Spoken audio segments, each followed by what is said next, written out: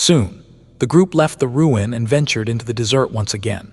Their speed was much greater than the day before, not only because the weaker member of the group had received an opportunity to rest, but also because their wounds were healed by Nephis. Nephis didn't look well, physically.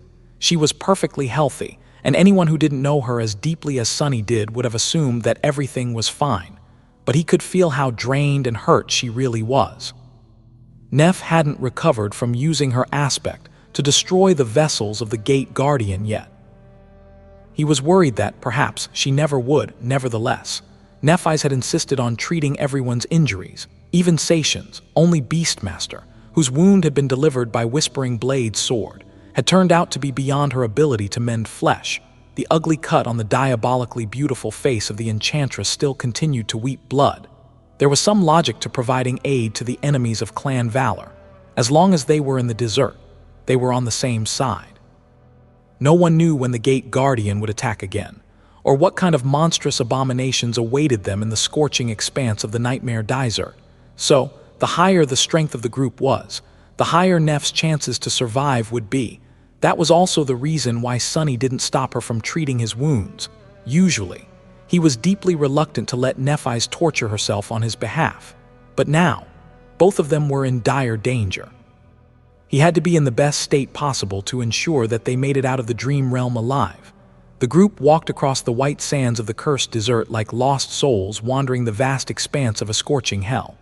The Nightmare Desert was full of dangers that even two saints would find difficult, or outright impossible, to survive. More than that, their chances of finding a spot where the pull of the seeds was weak enough to escape were slim, at least in a short amount of time. Or it would have been, if not for the unique advantage the group possessed. That advantage, of course, was Cassie. The blind oracle had long proved how irreplaceable she was in the dream realm. Now that she was a master, her supernatural intuition had only grown stronger. Guided by Cassie, they managed to avoid the most dreadful dangers and go deeper and deeper into the desert without losing a single member of the group to its horrors. Of course, the cursed Sea of Dunes was too dire of a land to make their journey easy. There were still hazards, pitfalls, and abominable creatures of all kinds that they had to avoid, overcome, and fight. But with Summer Night and Beastmaster protecting the Ascended, none of it managed to harvest their lives. And by the time the sun started to roll toward the horizon, they finally stumbled on what they had been hoping to find. Some of them had been, at least. The ruin in front of them wasn't very large, and looked like a spent candle. It was low and misshapen, as if furious flames had once melted the black stones into a searing liquid, which then cooled down and solidified in a chaotic pattern. A vast expanse of sand around the ruin had been turned into a sea of uneven black glass. That wasn't important, though. What was important was that the misshapen structure was distant enough from the surrounding seeds to allow the saints to leave the dream realm from inside it. The group made its way into the ruin, stepping across obsidian glass. Inside, the floor was just the same. Everything told the story of furious flames that had raged within the structure once, turning it into a scorched husk. Well, there's no point in dragging this out. Sacian and I will be leaving. It was nice knowing you all. Granted, I can take one more person with me. Those of you who have fought against the great clan Song, I hope you won't be offended if I don't extend the invitation. Except for you, little brother, you raised by wolves and Nightingale. I can help one of you escape this bothersome predicament. She smiled brightly, giving them a measured look. The underlying message of her offer was clear. You would owe me, or maybe even I would own you. A tense silence settled in the chamber of black glass. Eventually, it was Effie who broke it. I am sorry, my mom told me not to follow strange women. The words were just like what one would expect from the rambunctious huntress, but her tone was uncharacteristically somber. Effie seemed to be struggling with the decision, and yet there was no room for compromise left after what she had said. Kai and Sunny silently shook their heads, expressing their solidarity. Beastmaster laughed and told them to suit themselves, then called Sacian closer. She took her hand, and soon, without much fanfare, they disappeared without a trace, and Sunny murmured that it was just like that. The two beautiful monsters were gone. Sunny looked at the spot where they had been standing a few seconds ago with a complicated expression. That had been his chance to save himself, and he let it slip from his fingers. He felt some regret, but at the same time, Sunny knew that he couldn't have made a different decision. There was no way in hell that he would leave Kai, Effie, Jet, Cassie, and Nephis to die to save himself. He had been forced to do something similar twice, and those were some of the most vile moments of his life. This time, at least, no one insisted that he did at that moment. A heavy sigh escaped from Summer Knight's lips. He threw a long look at Nephis, then walked over to her and gently took her hand. "Lady Changing Star, please accept these memories. There's not much I can do to help you today, but these are some of the best weapons and tools I've been able to earn, receive, and collect. You must survive. I know you can, because you've already done it once." A pale smile appeared on Neff's face. It was so bitterly ironic for her to be thrown back into the nightmare desert after suffering so much to escape it. She retracted her hand and looked away. Even though Sir Gilead seemed to have expected an answer, Nephis remained silent. He lowered his hand, then took a step away and looked at Morgan. "Lady Morgan, if you'll, I am ready to take us back to the siege capital." "Here they goes, now we will have to." And shook her head. Sunny blinked, No, not yet. noticing confusion in Sir Gilead's eyes. Morgan shrugged. "You can take me away later, but for now, we still have a chance to reach the pyramid. We can still complete our mission. Yes, our situation is far from perfect, but on the bright side, Clan Song is entirely out of the picture. The competition is gone. It would be foolish not to make an attempt. She looked at the rest of them. Plus, if we do conquer the Tomb of Ariel, everyone would be able to escape through its gateway. Why wouldn't that be wonderful?" Summer Knight's face hardened. "Lady Morgan, I am afraid I will have to insist. If we don't leave immediately, there might not be a siege capital to return to when we try again next time. The whole continent might be lost." She shrugged dismissively. "Don't worry about that. We have 4 more days at least." Their conversation was extremely interesting. Morgan's confidence that East Antarctica would hold for 4 more days at the minimum was also fascinating. However, Sunny found himself distracted. That was because he suddenly felt a gaze. Someone was watching him, and from a direction where no one was supposed to be. He didn't turn his head, but instead looked around through his shadows. In a distant corner of the glass chamber, a figure was reflecting on the fractured wall, and Sunny cursed the bastard. However, there was no one there to cast the reflection. Noticing Sunny's attention, the reflection smiled and waved a hand, or rather, a bloody stump. One of its hands seemed to be missing. If you're enjoying this, tap the like button and send the episode to a friend who likes stories. It helps a great deal. The Black Skull was a death trap, so no one would be able to escape the nightmare desert through its gateway. However, there was at least one other citadel in this infernal region of the dream realm, the Tomb of Ariel, the black pyramid that always loomed just beyond the horizon like an ominous mirage, but never grew closer no matter how far one went into the sea of white dunes. One of the main reasons why the great clans had come to Antarctica in the first place.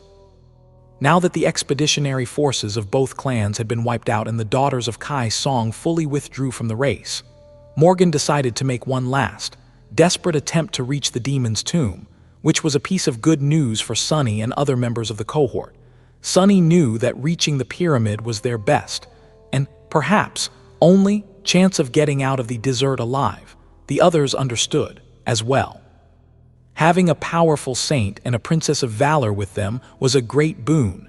Summer Knight and Morgan could make the lethal task of traversing the nightmare desert slightly less impossible to accomplish. There was just one problem. Without showing any emotion, Sunny stared at the reflection of Mordret through the shadows. The Prince of Nothing looked rather chilling. He was terribly wounded, his armor battered and covered in blood, where one of his hands was supposed to be. There was now only a bloody stump. Even one of his eyes was gone, replaced by a gaping hole. He looked like a corpse. Nevertheless, there was a familiar smile on Mordret's face.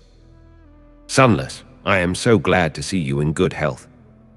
Maintaining a calm facade, Sunny furtively glanced at his companions. None of them seemed to have heard Mordret's voice. It appeared that it was being transmitted directly into his head. Maybe what Mordret was actually talking to wasn't Sunny, but instead Sunny's reflection. In any case, it was a little disconcerting. Great, now I hear even more voices. Mordret lowered his bloody arm and coughed awkwardly.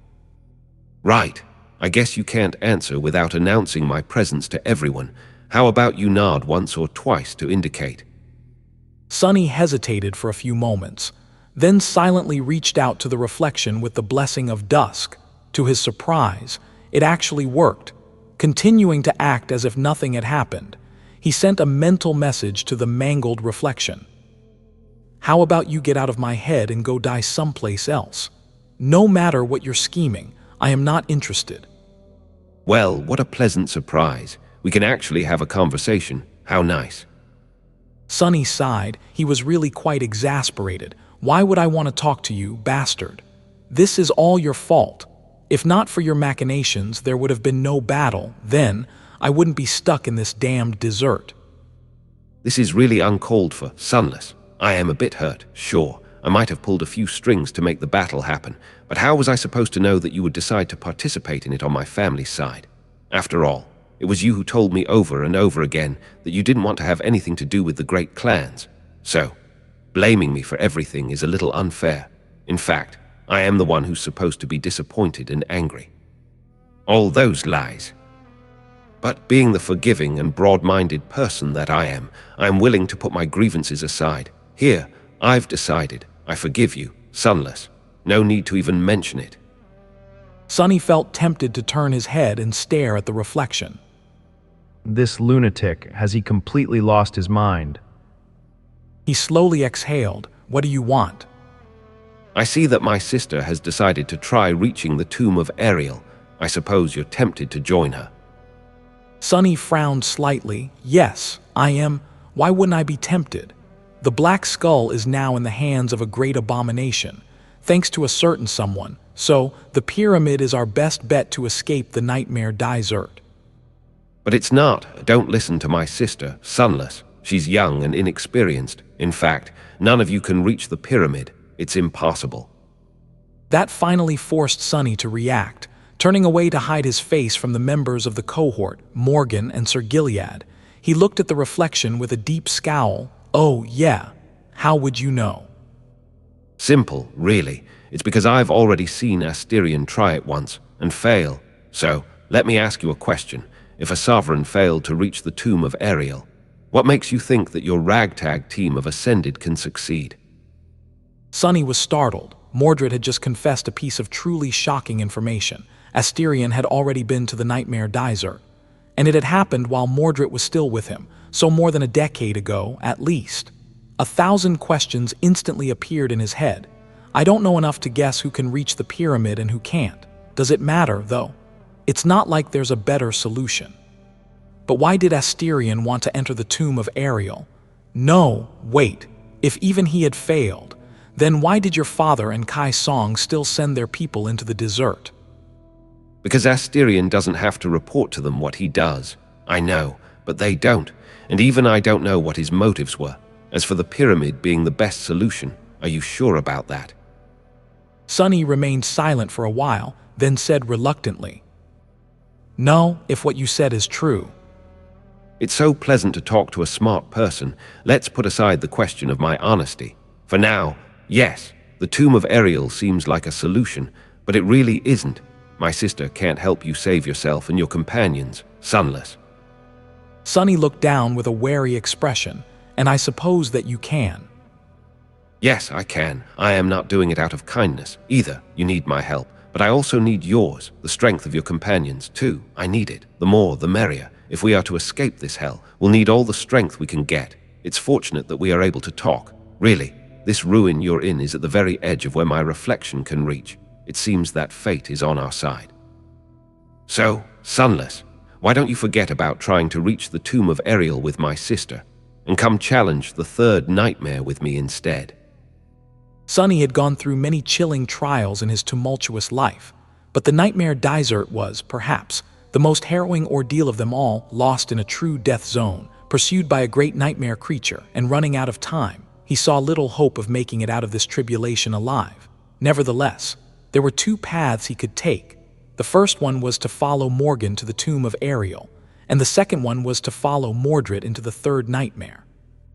Both paths were equally lethal and veiled in uncertainty, making it hard for him to choose. In the end, Sunny made the most prudent decision. He postponed making a choice by a few days. After all, there was a time limit set by Morgan in her daring attempt to reach the Black Pyramid. 4 days. If they didn't arrive at the demon's tomb in 4 days, Summer Night was going to take her back to the waking world, leaving the rest of them behind. So, Sunny was going to put his hopes in the Princess of War, and if she failed to accomplish her goal, he would answer Mordret's invitation and follow the only remaining path into a seed of nightmare.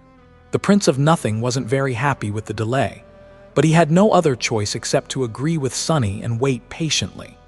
He really needed the strength of Changing Star's cohort if he was to challenge a third nightmare, especially one that he knew nothing about, and would be entering without any preparations. Masters were the best of the best among the warriors of humanity, unlike Awakened, who had no choice but to face the trials of the spell and survive them. Each master had chosen to venture into their second nightmares voluntarily.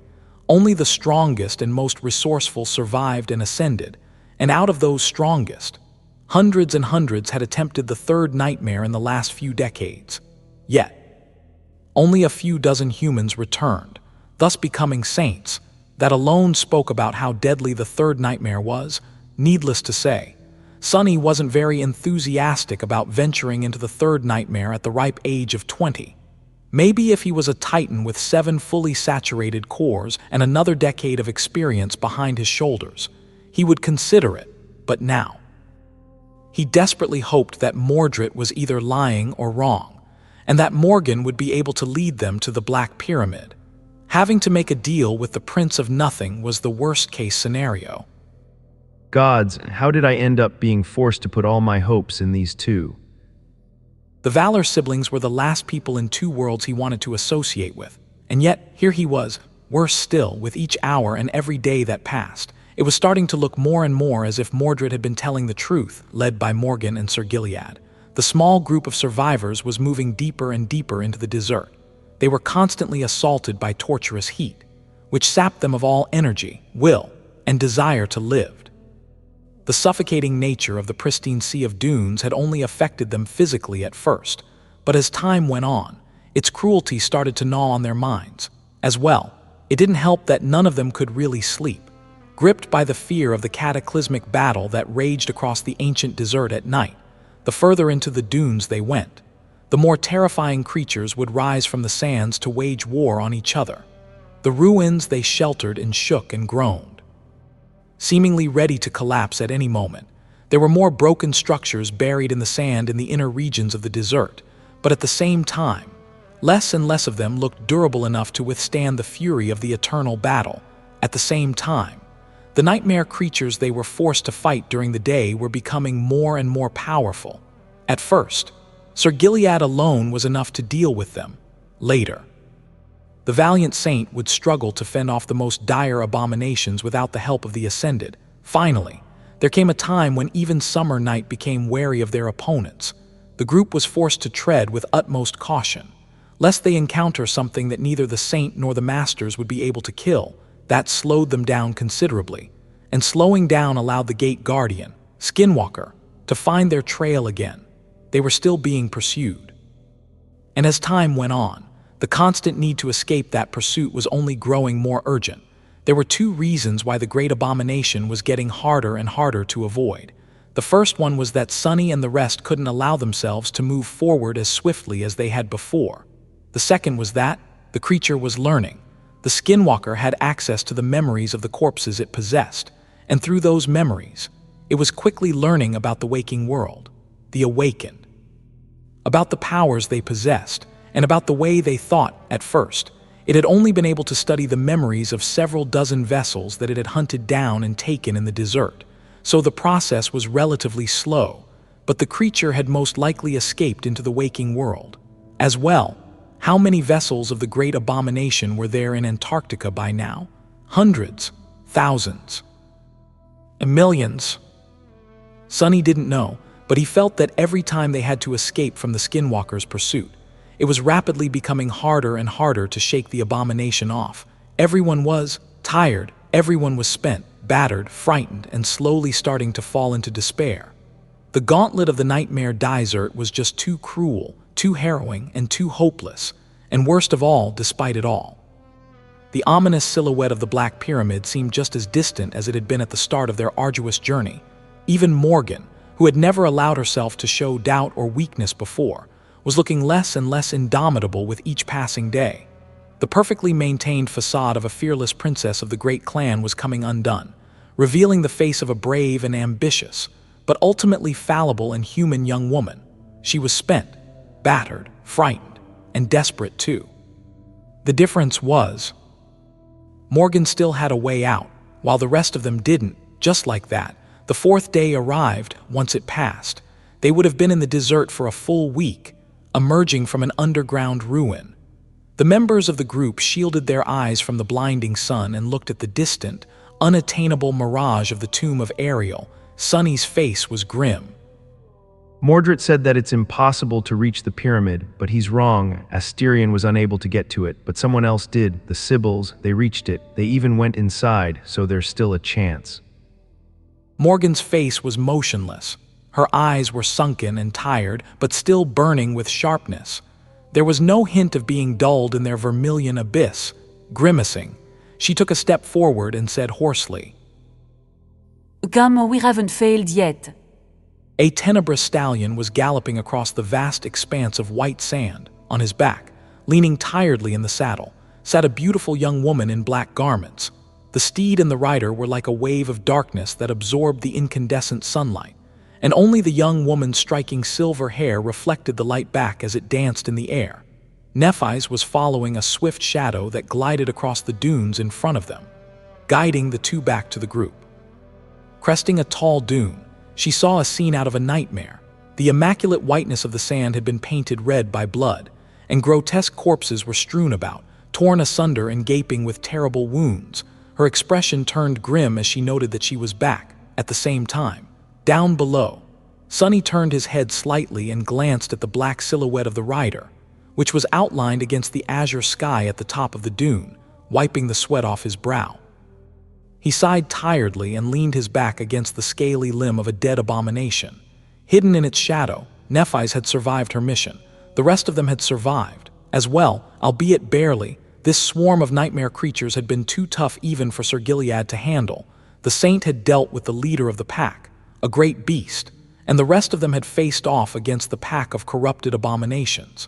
Now, Summer Night was severely wounded, and they were similarly battered and drained of strength.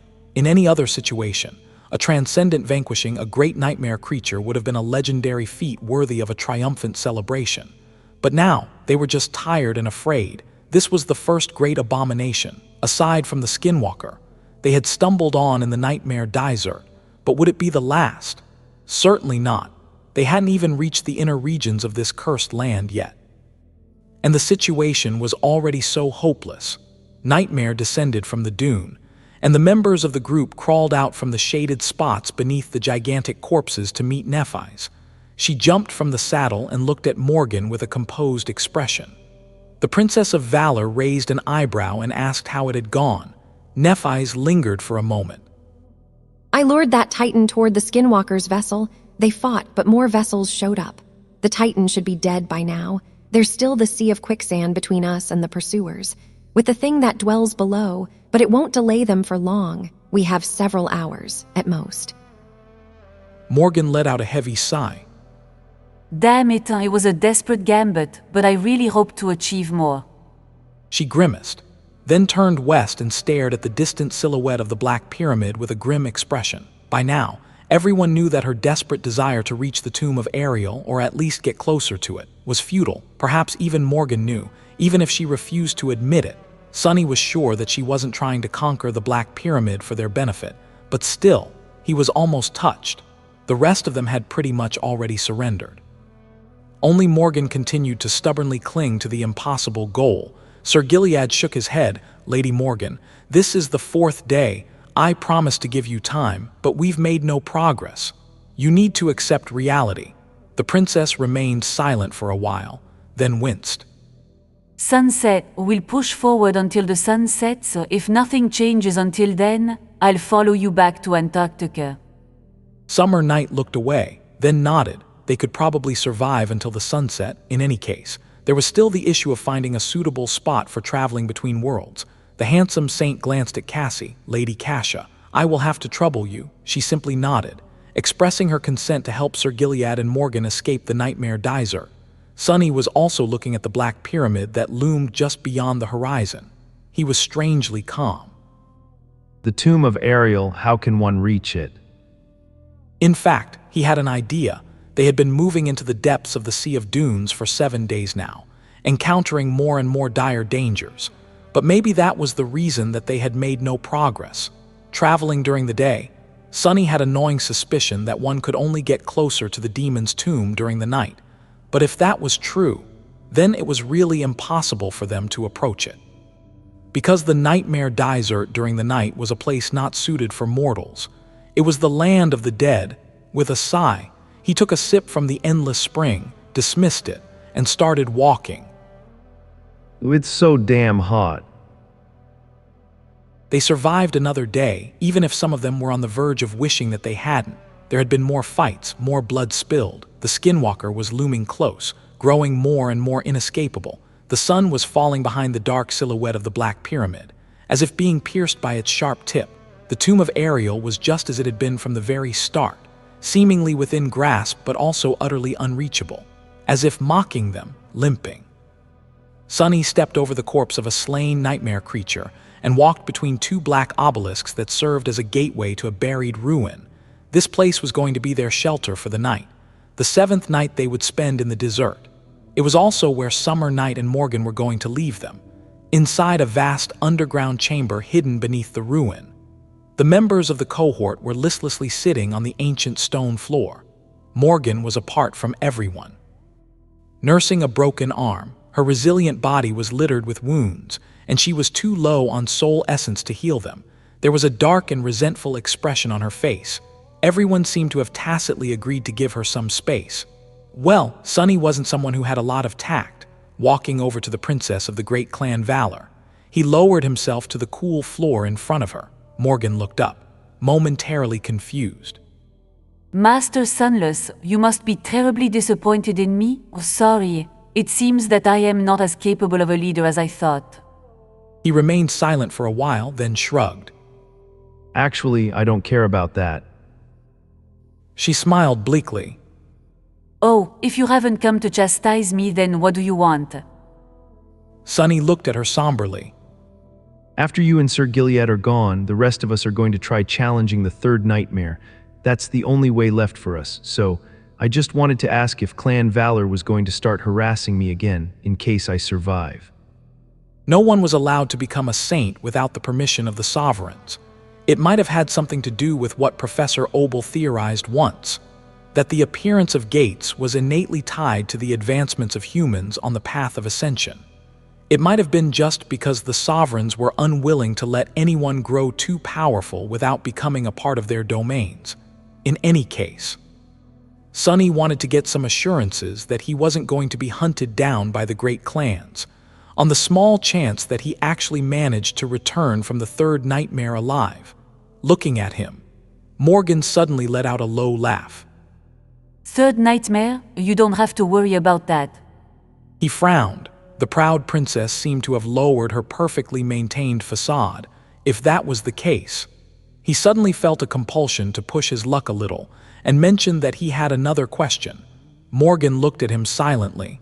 Sonny met her gaze and asked with a hint of curiosity in his voice. It's a question that has been gnawing at me for a while. The great clans have been suppressing the transcendence of independent awakened for decades.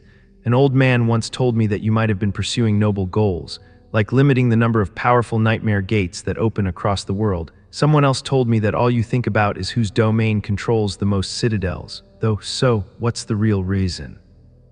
And why does it seem that you suddenly don't care about it at all?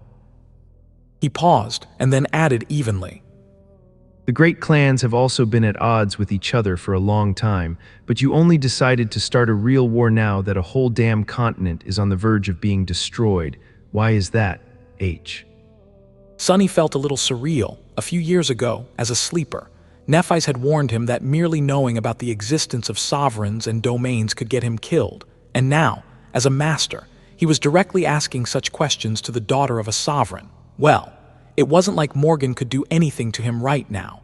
What punishment could be worse than leaving him behind in the middle of the nightmare desert? Sunny was already as good as dead. So there was no reason to hold back. She looked at him for a while, keeping silent. To Sunny's surprise, there was no anger or disdain in Morgan's eyes, only a strange, grim amusement as she asked if he really didn't know. He shook his head. Morgan frowned and let out a hoarse chuckle. Well, both of your questions have the same answer. The probability of powerful nightmare gates opening across the world. We wanted to keep it as low as possible. Yes, wishing to control more citadels, we wanted it too, but now, we indeed don't care about suppressing the number of saints that much. Sunny looked at her with a burning intensity and asked why. Morgan smiled darkly. Why else? It's because there's no point in doing so anymore. The critical mass has already been reached. My father and Kai Sung, they postponed it for as long as they could, but now, there's no way to slow down the pebble anymore. It has already become an avalanche. She leaned forward until her face was mere centimeters from Sunny's and whispered into his ear. What, did you think that the chain of nightmares was going to stop with the southern quadrant? No, Master Sunless, it's just a start. Soon enough, all of Earth will be the same as Antarctica. Every continent, every city, every home, all of it, all of the waking world will be swallowed by the dream realm. She leaned back, leaving Sunny staring at her in shock. His mind seemed to be frozen. Morgan studied his motionless face with a smile, and then sighed. 2 weak domains can't withstand the future. Only one powerful domain can, so do you cease, one way or the other. Either valor or song must fall. There can be only one king and one throne. She lingered for a few moments, and then stood up. I wish you luck, Master Sunless. Go conquer the third nightmare and become a saint. Did you think that the great clans would try to stop you? No, now that the end has begun, we'll need all the saints we can get. Morgan turned away and walked in the direction of Sir Gilead, her vermilion eyes drowning in darkness. As she did, she stopped for a moment and looked at Nephis. Sister, I will wait for you in Bastion. Don't take too long.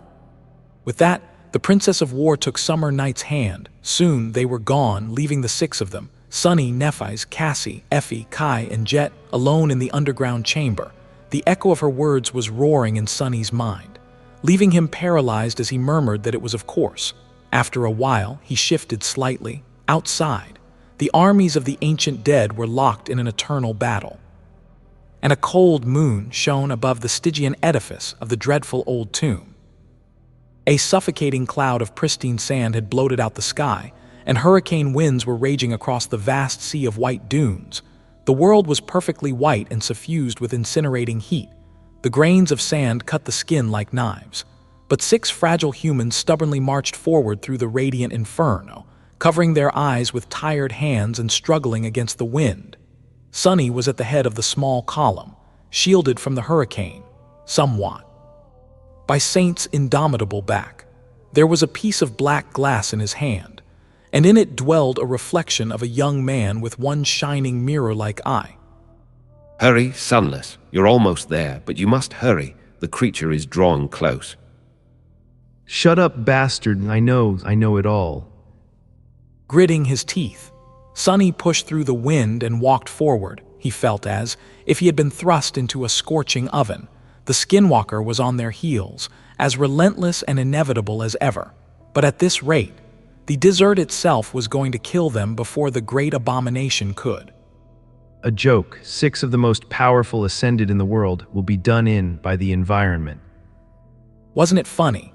His journey as an awakened had started with almost freezing to death in the cold mountains, and now he was on the verge of succumbing to the unbearable heat of the cursed desert. The dream realm was merciless to the weak, but it was also ruthless toward the strong. Not that Sunny was particularly strong. Yet, randomly, he remembered a part of the speech Nephis had given to the sleepers in the bright castle, right before leading them to siege the Crimson Spire. The weak will die, the strong will die too, and those who remain won't be the same. Follow me, and you'll never be slaves. He wanted to laugh. The world was entirely white and incandescent. They weren't going to last much longer in the annihilating sandstorm. Sunny already felt ready to collapse. He could only imagine how the others felt, without the same elemental resistance as his. Everyone had their own tools to deal with the heat, of course, but still, they were all balancing at the very edge of oblivion. But luckily, their destination was already close, slowly. A massive dark shape revealed itself in the hurricane of pristine sand. Sunny froze for a moment, looking up. In front of them, some distance away, a giant block of black stone lay between the white dunes, tilted to the side, its lines perfectly even and immaculately smooth. It seemed impervious to the destructive force of the sandstorm, the cataclysmic fury of the eternal battle between the ancient dead, and even the cruel ravages of time. And yet, one of its ends was cracked. Broken and utterly shattered, Sunny didn't know what unholy blow could have damaged the indestructible black stone, and didn't want to know. The sight of it stunned him, not only because he recognized the block of stone for where it had come from, but also for what it was. The entirety of it emanated a familiar ghostly darkness. The giant block of black stone was a seed of nightmare, all of it. Beneath the seed, shielded from the wind by its vast expanse, a monstrous winged abomination lay on the sand. Its powerful limbs and long tail were dwarfed by the size of the black stone block, but none of them were deceived. The creature was massive and dangerous. It raised its long neck and looked in the direction of the six masters, making their tired bodies tense up. At the same time, Mordret's reflection smiled. Don't mind me, Sunless. That body is really unsightly. Let me change really quick. The abomination opened its maw, and a small human body fell out of it into the sand. A moment later, the creature suddenly dropped its head, lifeless. The human body stirred. The Prince of Nothing slowly rose to his feet, and then waved at them with a bloody stump. The wind carried his voice as he yelled for them to run because the skinwalker was almost there. Sunny hesitated for a moment, then glanced at Nephis without wasting any more time. He gathered the last of his strength and dashed toward the giant block of black stone. The rest of them followed. They had already discussed everything that needed to be discussed. Everyone already knew everything there was to know about the nature of the third nightmares, how they were different from the previous two, and how they were similar. They would be entering the trial with their physical bodies this time. For one, after all, there was no distinction between the body that dwelled in the waking world and the body that wandered the dream realm once one became an ascended. That was something Nephis and Cassie had learned from Clan Valor and shared with them. It was good to know. Apart from this fact, though, the nightmare they were going to enter was completely unknown. The skinwalker was breathing down their necks, so there was no time to hesitate. Sunny reached Mordret and looked at him with a scowl. You better not pull anything once we're inside. The Prince of Nothing lingered for a moment, then grinned. You took the words out of my mouth. Sunless, let's survive. Sunny nodded, then turned to his companions. What was there to say? He forced out a smile and shouted, Everyone stay alive, we will return as saints. With that, he spared each of them one last glance. There were sparks of white flame dancing in Neph's eyes. Cassie was pale, but full of unbreakable resolve. Kai was looking at the black stone with a sense of resigned trepidation. Effie seemed grim and determined. Jet was smiling. She shook her head lightly and grinned. Life is sure unpredictable. Who would have thought that I'd end up challenging the third nightmare, after all? Soul Reaper laughed as she looked at Sunny. Sunny, thank you. He stared at her for a moment, then shook his head and called her a lunatic. With that, he turned around and took a step toward the black stone. 1 step, 2, 3.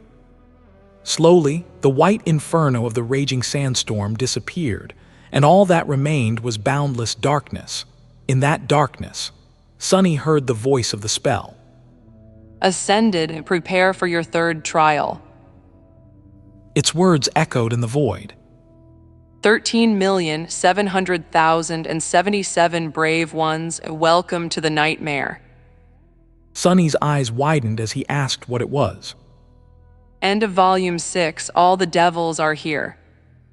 Guiltythree's note, wait a minute, wasn't it the end of Volume 5 just yesterday? I guess not. In any case, welcome to the end of the 6th volume of Shadow Slave. We are closing in on 1,500 words. Can you believe it? As usual, I will take a day off and return with the first chapters of Volume 7 the day after tomorrow. Have a great day. Sunny dreamt of a black pyramid, somber and wreathed in darkness. It rose from a sea of flawlessly white sand like a towering mountain. Its slopes were like vast plains, and its sharp peak was like a spear that pierced the heavens, outlined against the backdrop of the starlit sky. The pyramid was like a black rift in the fabric of the world. Its edifice was built from millions of colossal stone blocks. Each block was darker than the darkness itself and perfectly aligned, leaving no gaps between them, and each of them. Sunny felt a cold terror grip his heart. Each of the stone blocks was a seed of nightmare. There were millions of them, some already in bloom, some still waiting for their turn to blossom, at the base of the pyramid. The nightmares were shallow and weak. Higher, they were harrowing and unfathomable, and higher still. The slope of the colossal pyramid was broken and covered in cracks, with many blocks either shattered into dismal dust or missing. 4 vast scars were tainting its immaculate surface, as if some unholy beast had torn through the eternal stone with titanic claws. Above the scars was a narrow capstone, but Sunny, he wasn't someone who could gaze upon it. The moment he did, his soul convulsed in agony and his consciousness shattered. The time reversed its flow, but then stuttered and froze. The time warped and screamed. The silhouette of the black pyramid exploded into a myriad of lightless shards, and then Sunny was no more. There was the sound of wind whistling in his ears. He was falling, coming to his senses, still disoriented. He sighed and said that here they went again, before doing anything else. Sunny summoned the essence pearl. The next moment, he hit the water. Oh, I just knew this would happen.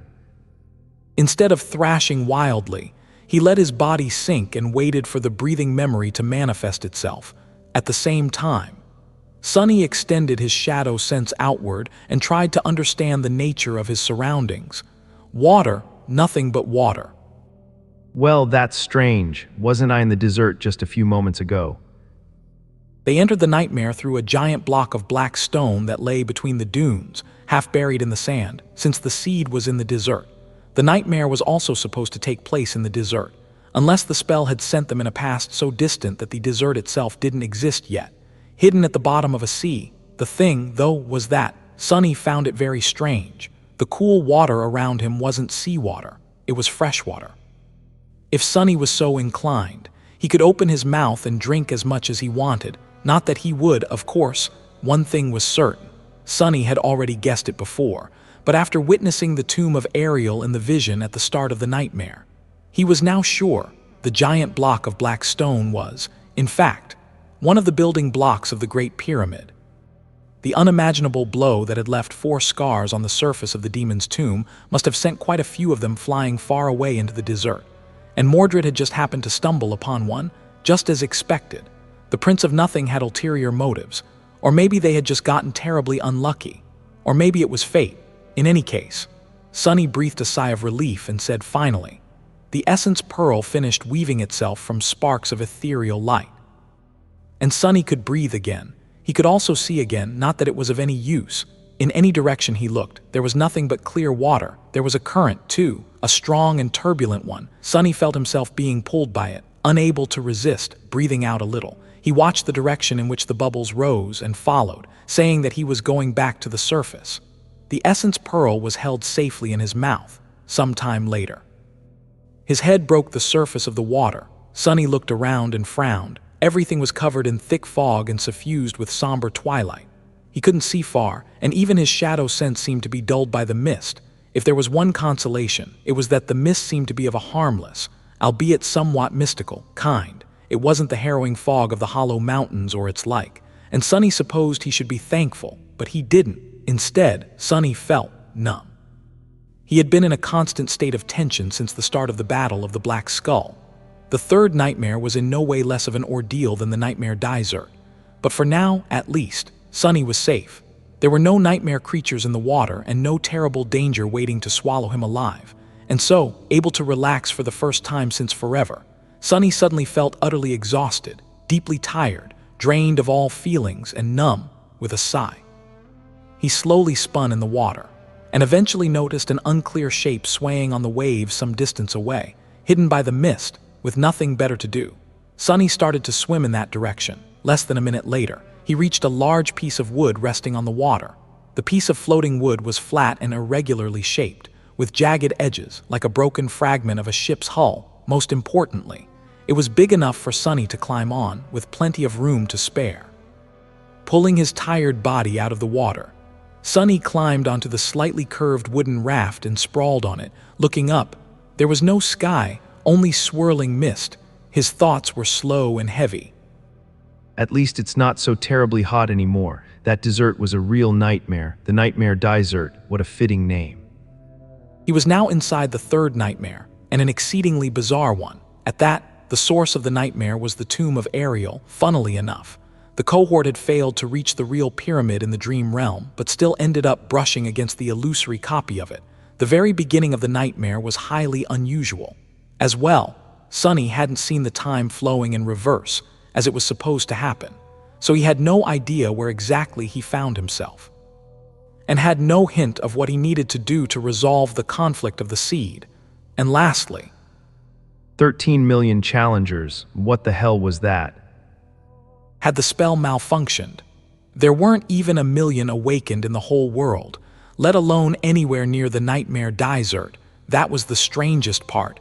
But Sunny, he was too tired to think about all that right now. I am going to have to explore the area first, then I'll start searching for the others. We'll figure something out together. With that, he slowly inhaled and closed his eyes. A few moments later, Sunny was lulled to sleep by the gentle swaying of the water. No, not again, please.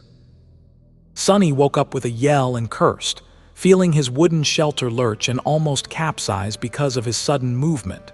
The remnants of a dire nightmare were already disappearing from his memory, leaving behind only the bitter taste of madness and despair. He shivered slightly, then grimaced and rubbed his face. What the hell, now I am having nightmares within a nightmare. What a great damn start to the day. Suddenly consumed by anger, he stood up, clenching his fists, and shouted for him to curse it all. His hoarse voice drowned in the mist as he cursed it all again.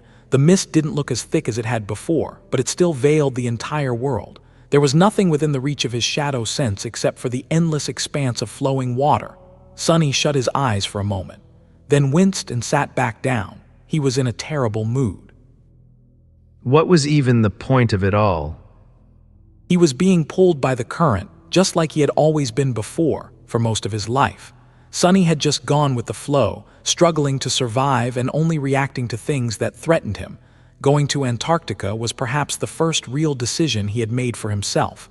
Sure, it might have been a reaction as well, but later, Sunny developed an understanding of what he wanted to achieve.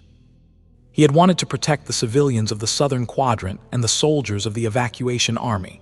He had wanted to prevent the great clans from messing everything up. The things he did in East Antarctica weren't a reaction. Instead, they were the result of an active desire to change the world in the way he saw fit. That was the first time Sunny had tentatively attempted to bend the world to his will, instead of letting the world press him into the ground. And for what? What was the result? The siege capitals of East Antarctica were, most likely, already destroyed. The evacuation army had been wiped out, and the civilians had been slaughtered. There was a desperate hope in his heart that some miracle had happened, saving them all, but Sunny knew that it was a futile dream. When had there ever been a miracle like that? No, he failed. The world wasn't so easily bent, and Sunny cursed. Sunny stared into the mist with resentment, and then he heard a voice ask if he was done feeling sorry for himself yet. What the? With a start, Sunny flinched away from the source of the voice, falling on the wet surface of the wooden raft. He crawled back and looked up. There was a slender figure standing above him with a mocking smile on his face.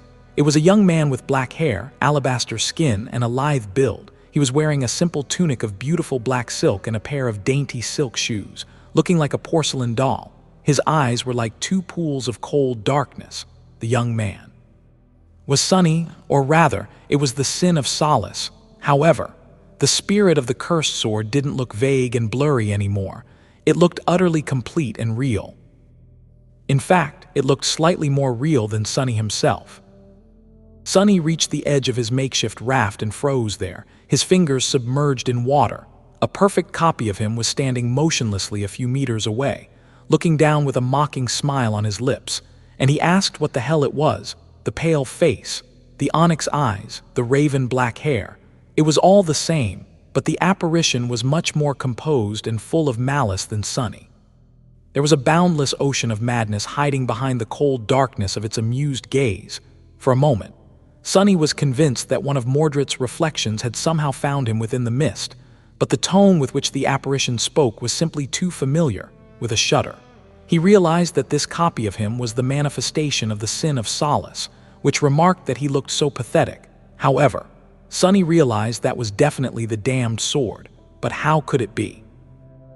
At first, Sunny had only heard indistinct whispers when holding the Sin of Solace. Later, he could clearly hear its voice, and later still, after Falcon Scott, a vague, illusory figure would follow him around. Now, however, that figure seemed perfectly real. That wasn't the most frightening fact, though. The most frightening thing was that Sunny didn't have the Sin of Solace summoned. How could the spirit of the cursed sword be here? If the sword itself still rested within the still darkness of his soul? Suddenly, a chill ran down Sunny's spine. As if reading his mind, the Sin of Solace laughed. How fun! I'll give you some credit, lost from light.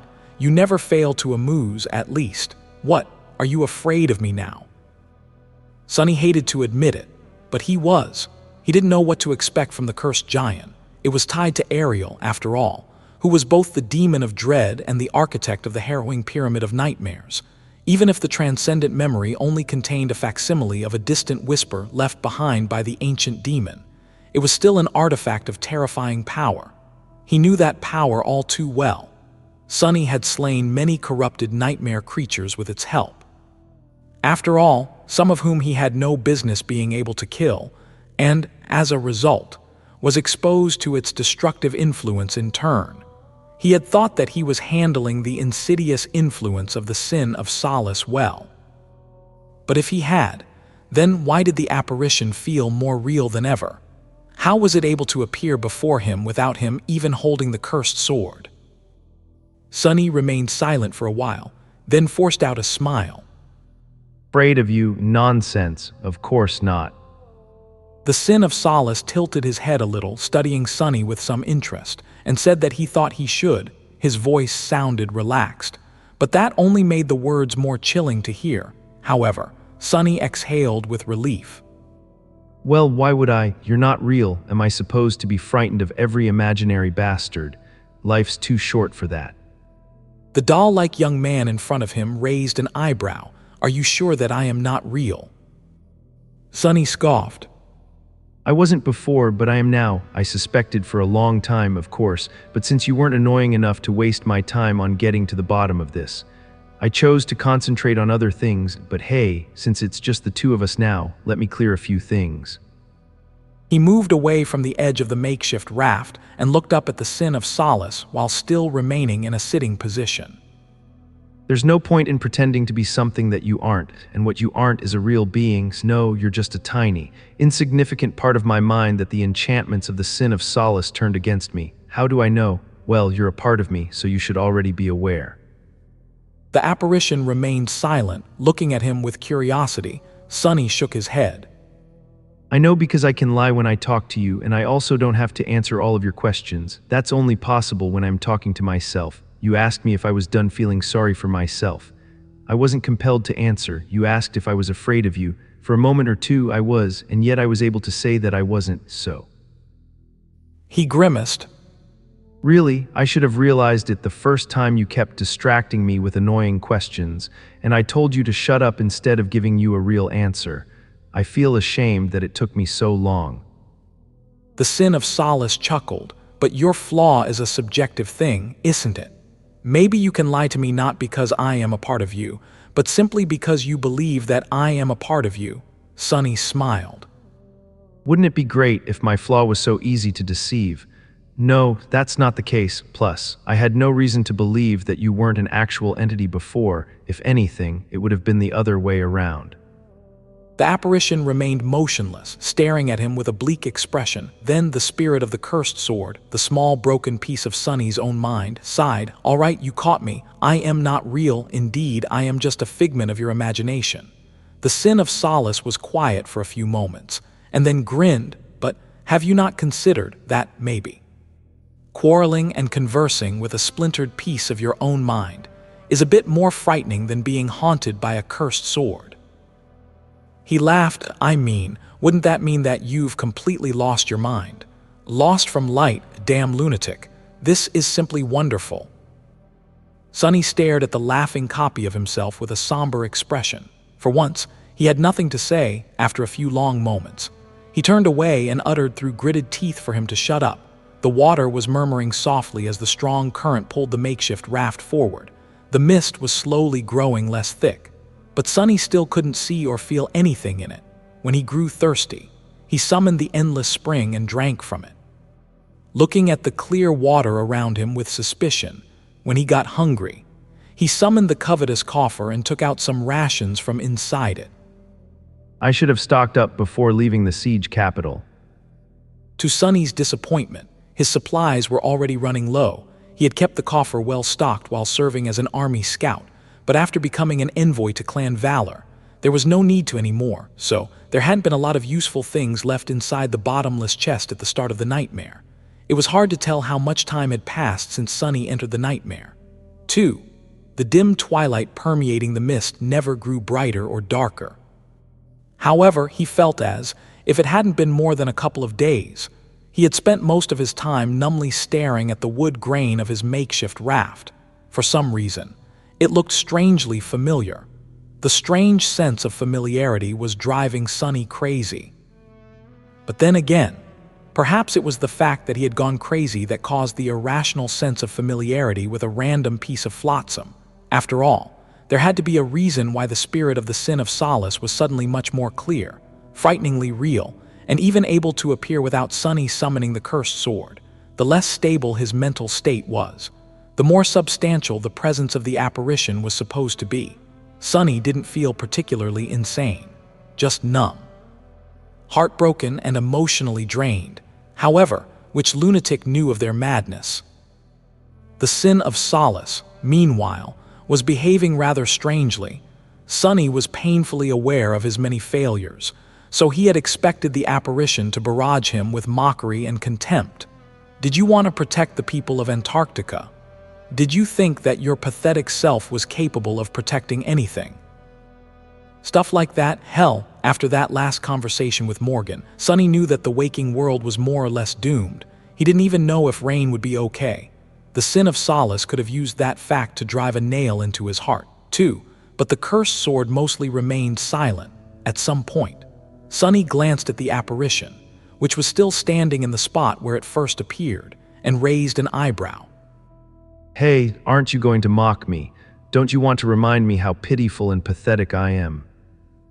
Sunny's perfect copy stared at him for a few moments, then looked away with indifference. That grew old ages ago. I can't be bothered, Sunny frowned. Come to think of it, why is it that you haven't moved a single centimeter in all this time? The Sin of Solace scoffed. Where am I supposed to go? This raft isn't that large. Well, I might as well stand on water, true, but why should I? Sunny studied him for a bit, then shook his head and said that he thought he was hiding something. His hallucination laughed. Yeah, so now you're paranoid too. Instead of answering, Sunny rose from where he was sitting and took a step toward the Sin of Solace. His copy frowned and asked what he thought he was doing. Get lost. Sunny pushed the apparition aside, forcing it to take a step back and sway dangerously at the very edge of the makeshift raft, almost falling into the water.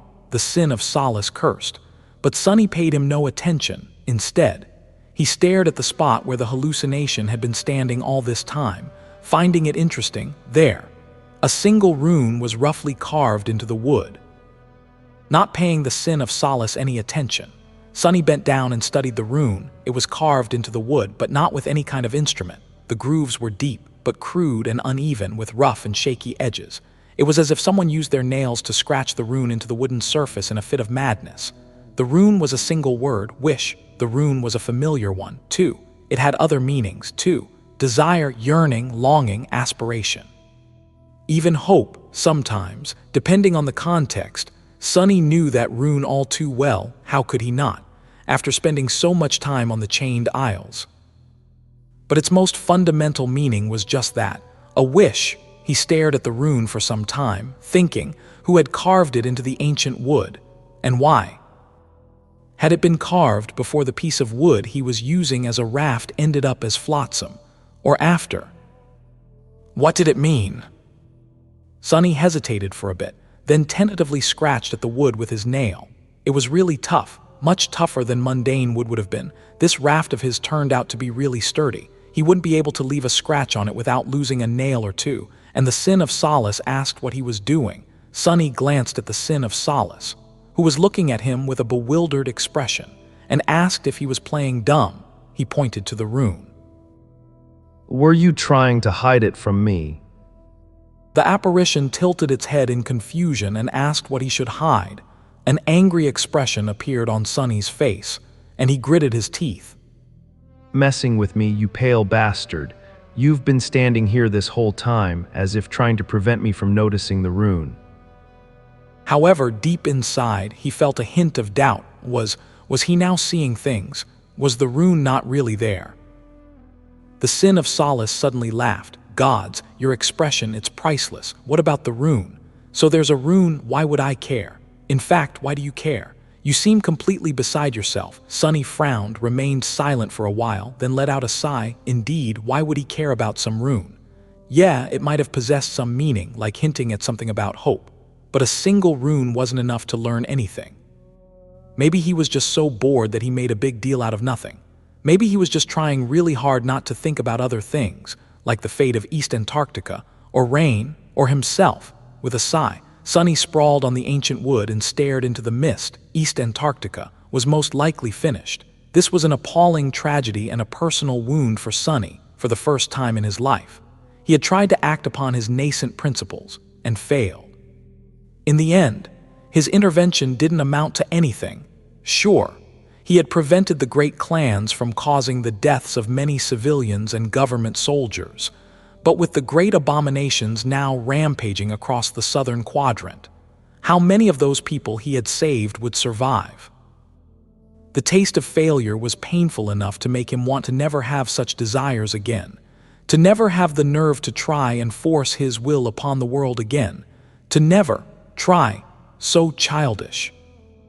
He was like a novice who had swung his training sword once, failed to perform the cut perfectly, and instantly gave up on wanting to learn swordsmanship. How many thousands of swings had it taken him to gain a basic level of control over his blade on the forgotten shore? One failure, no matter how painful, wasn't a reason to stop trying. Nevertheless, even if he somehow overcame his disillusionment and numbness, the cruel truth remained the same. The chain of nightmares was only the start of a global catastrophe. Sunny didn't know how many years the destruction of the waking world would take. A couple, a dozen, or 100, but he believed Morgan when she told him that it was inevitable. The scope of this truth was so vast that he couldn't even really comprehend it. It was the end of the world, or was it? I am stuck here in the third nightmare and may very well die, but Rain is out there in the waking world, which might be consumed by a global cataclysm at any moment. Sunny couldn't help but feel restless, disheartened, and afraid for his sister. At least Serpent is with her. It'll protect her. Regardless of that, the revelation of the dire future forced him to look beyond his own experiences and motivations. Sunny had been struggling against many things ever since becoming an awakened. His personal indignation at becoming bonded with Nephis, his desire to be stronger than her and escape the chains of fate, his animosity toward the great clans, and his ambition to see as many people as possible survive the chain of nightmares. All these matters were important and valid, but blinded by them, he never seriously considered the most fundamental and important conflict, mostly because it had always seemed too large and distant to have anything to do with a small and insignificant person like him. The nightmare spell, which was slowly consuming humanity, now that he knew that the waking world had reached the point of no return. Sunny couldn't ignore the looming terror of it anymore. This is just infuriating. I can't believe that I ended up being the bigger fool out of the two of us. Back when Nephis had told him that her goal was to destroy the spell, Sunny called her a lunatic, and he still believed that she was. Her desire was nothing but pure madness. However, as it turned out, the world they lived in was a world of madness, so it was Sunny, who just wanted to operate a memory store and lived a peaceful life, who was misguided in retrospect.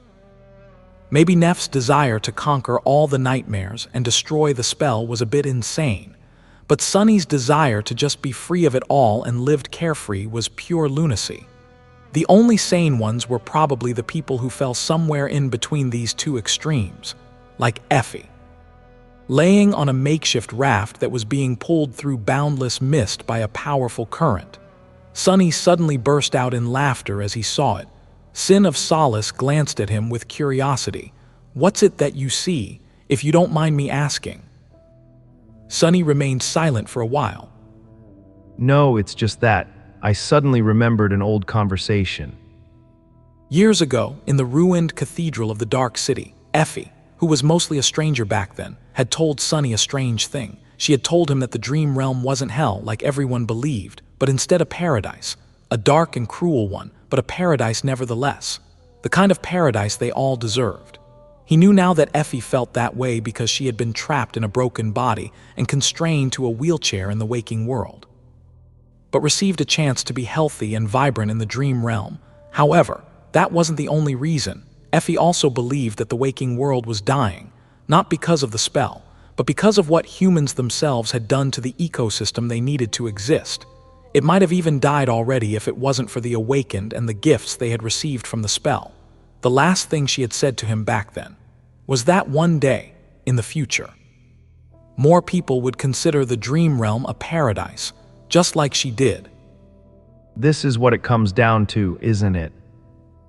If Sunny tried to think realistically about the future, then the destruction of the waking world didn't necessarily have to mean the destruction of humanity. Humanity was going to persevere. The small part of humanity that had access to the dream realm, to be more precise. There were hundreds of thousands of awakened in the world, a few hundred masters, and a few dozen saints. But these numbers were going to swell soon. If the chain of nightmares was any indication, the nightmare spell was starting to run rampant once again. There was going to be an incredible amount of infected in the coming years, numerous new sleepers, numerous new awakened. There would be much more masters, too, and even much more saints. Even if the waking world was consumed, these people would be able to live on in the small part of the dream realm that had already been conquered by humanity. Many things would be lost. But the citadels weren't that far from being self-sufficient, especially the great citadels like Bastion and Ravenheart. Those were already like cities, so this is it. This is the future. Out of 3 billions, just a few millions would survive. Sunny remained motionless, staring into the mist. The Sin of Solace was silent. It's the future the sovereigns believe in, at least. Sunny heard once that the sovereigns had long given up on the waking world. Now, he understood better why, and what for. The great clans had been concentrating on creating a landing zone for humanity all this time, carving out a piece of habitable land in the dream realm. Their reasoning was grim and cruel, but realistic. Sunny stirred. But it's not the only possible future. There was also the future Nephis believed in, Nephis, who saw the sovereigns as traitors and sinners, not because they had destroyed her family, but because they had given up on trying to resist the spell if a new supreme appeared, if that supreme conquered the 5th nightmare and became sacred, or even divine, maybe. Then who was to say how the future would turn out? Maybe if a god was born from humanity, a divine miracle would save everyone. Wasn't it a sweet dream? Sure, the probability of something like that happening was 0. It wasn't realistic at all. It was impossible. Just a bit of wishful thinking. However, Sunny couldn't help but allow himself to bask in that unrealistic dream for a few moments. He turned his head. staring at the lone rune that was carved into the ancient wood of his makeshift raft. Even though he knew that a miracle wouldn't happen, he still wished that it did. But then, what was Sunny's own wish? He wanted to be free. Despite everything, he still wanted to be free. He wanted to have a choice, to be the master of his own fate, not a slave to it. He wanted to be strong too, strong enough to break his chains and protect those he loved. He wanted to live a good life. It's time to stop thinking about the big picture and concentrate on what exactly I've to do right now. Most of the people he cared about were now inside this nightmare. There were a few of them in the waking world as well, including Rain, so his goal was rather simple. First of all, he had to survive. He also had to find his friends, and make sure that they survived too. Then, they had to conquer the third nightmare and return to the waking world. A god might descend from the machine to save humanity, or not. Most likely not, in any case. It wouldn't happen anytime soon, so the next few years, at least, would go according to the future that the sovereigns envisioned. In that future, the value of a saint would be tremendous. A saint wouldn't be easily dismissed or bullied. In fact, the opposite would be true, so Sunny had to become a saint. This was very convenient, considering that he was already inside a third nightmare, and the only alternative to transcendence was death. Additionally, as a saint, he would be able to bring people, even mundane people, into the dream realm, so, should the waking world really perish, he would be able to save Rain and a few others from that destruction, or give them a chance to be saved, at least, survive, transcend. These were his goals for now, and should he succeed, maybe other things would become possible too. Become strong, live a good life, protect those I love. Defeat fate, be free. Sunny murmured what a beautiful wish it was, lulled by the sweet promise of a dreamlike future and the gentle swaying of the waves. Sunny slowly fell asleep. Sunny had a nightmare again, waking up in cold sweat. He couldn't remember what he had dreamt about, but was momentarily paralyzed by an overwhelming feeling of a dark, dreadful, devouring obsession. His mental state must have suffered a greater blow than he had thought. For him to keep suffering from repeated nightmares, well, that wasn't an unreasonable result, considering what had happened during the Battle of the Black Skull and after. I should summon Nightmare and let him guard my sleep. He can subjugate a few of these dreams, too. As soon as Sunny thought that, he felt that something was wrong. WH. In the next moment, the raft beneath him lurched, and then, the calming murmur of the flowing water suddenly turned into a deafening roar. Sunny was thrown off the cool wooden surface and tossed into the depths. Feeling water surge into his mouth and nose, he cursed, swiftly sensed the surrounding space, and tried to find the familiar piece of flotsam. It was his only refuge in the mist. After all, the raft was a few meters above him, struggling against the current. Sunny swam upward. There was something strange, though. The previously dark expanse of water around him was now suffused with light, and the higher he reached, the brighter it became. Finally, Sunny breached the surface and shut his eyes tightly. Blinded by sunlight, the ever-present mist was gone, pushing his body against the current. Sunny swam toward his reliable raft, climbed onto the slick wood, and coughed out a mouthful of water. Then, he brushed his wet hair back and tentatively opened his eyes. After days spent in the twilight of the ghostly mist, it took them a few seconds to adjust to the brightness of the day. Slowly, a breathtaking vista revealed itself from white radiance. Sunny gasped slightly. In front of him, as far as the eye could see, was a vast expanse of clear, sparkling water. Gentle sunlight reflected from its surface, making the whole world seem as if it was littered with gemstones, high above. In the great firmament of the blue sky, 7 suns were shining with beautiful light. One sun was rising from the waters far away to his right, painting the sky and the flowing water with 1,000 shades of soft lilac. The colors of dawn slowly brightened as they gradually turned into a vast expanse of vibrant blue right above Sunny. Far to his left, another sun was drowning in the blood-red water, turning the world into a conflagration of fiery crimson light. The eastern horizon was at dawn, and the western horizon was at dusk. However, it was the middle of the day where Sunny was. He stared at the incredible sight for a while, awed, then shifted slightly and looked back, behind the raft. The world was exactly the same. There was nothing but water, no sign of the mist remained, as if it had never existed at all. Sunny sighed, then turned north again, or at least in the direction he chose to call north. Considering that the only rising of the 7 suns was to his right, it was also the direction of the current that continued to carry his raft forward. He spent some time taking in the strange, wondrous landscape of the nightmare world. It reminds me of something.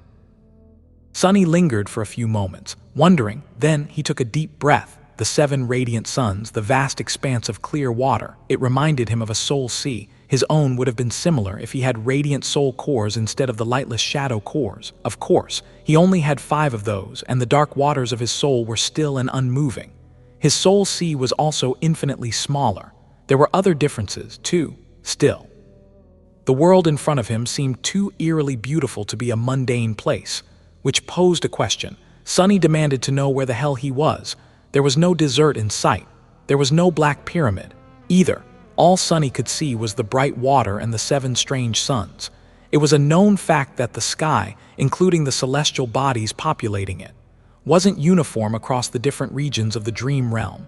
Still, he was pretty sure that he had never been anywhere near a place like that, and there was definitely nothing like that within the nightmare desert.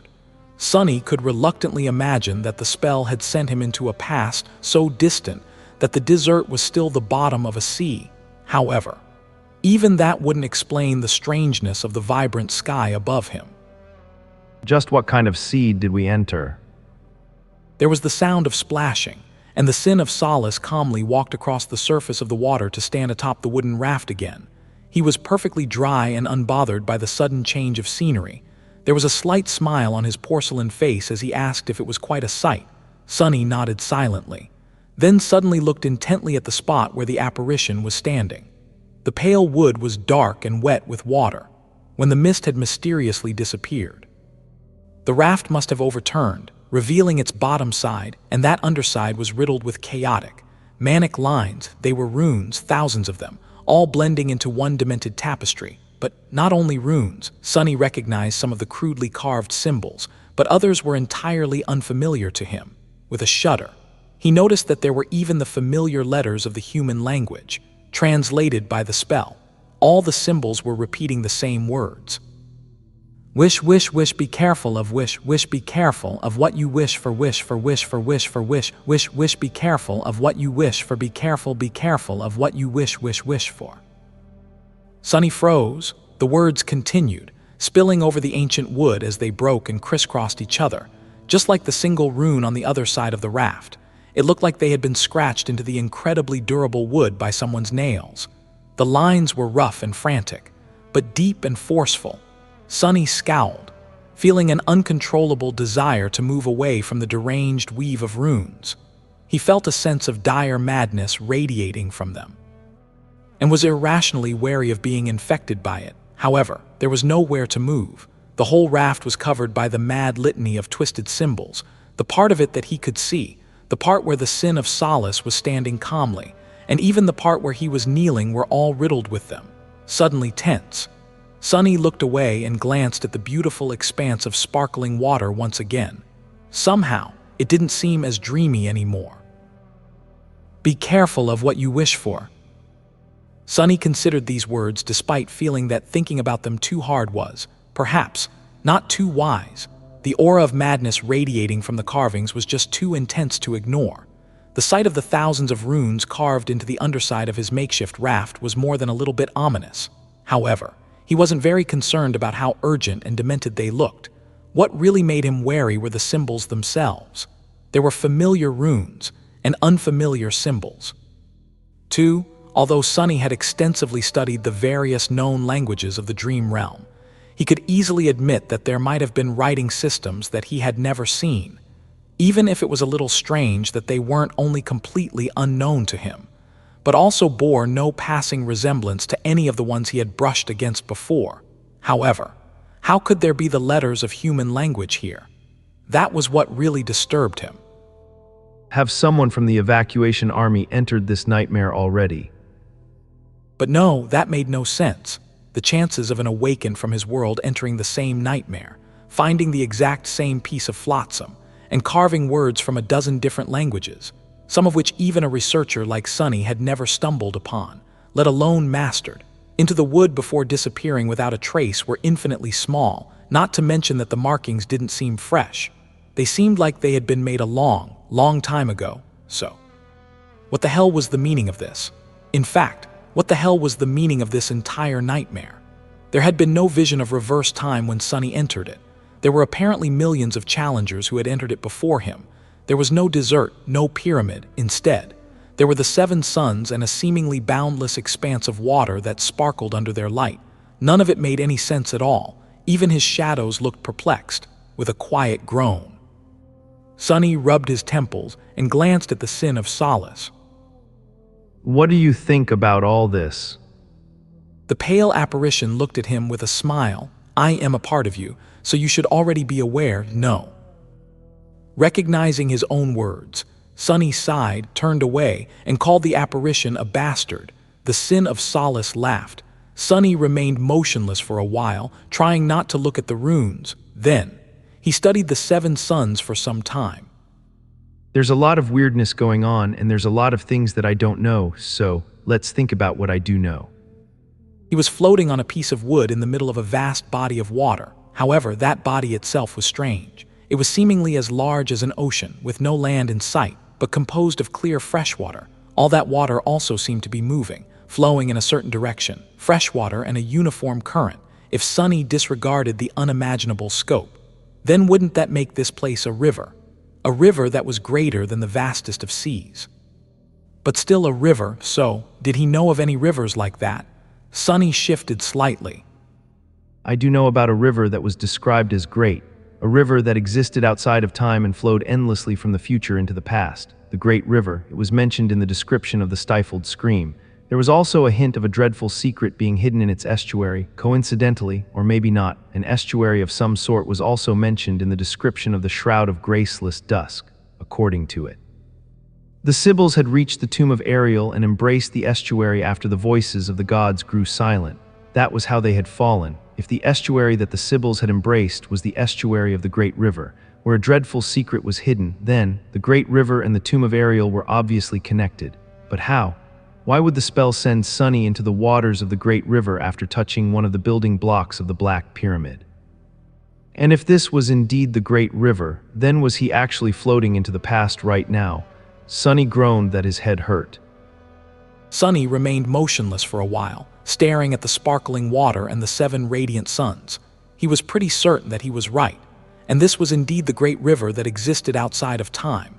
That would explain why the vision of Ariel's tomb had been interrupted, and why he hadn't seen the usual reversal of time at the start of the nightmare. Probably. However, he still had no idea what being on the Great River meant, and what the nightmare had to do with it. An uncomfortable thought suddenly appeared in his mind. I won't leave the nightmare in the past if I take too long to conquer it, right?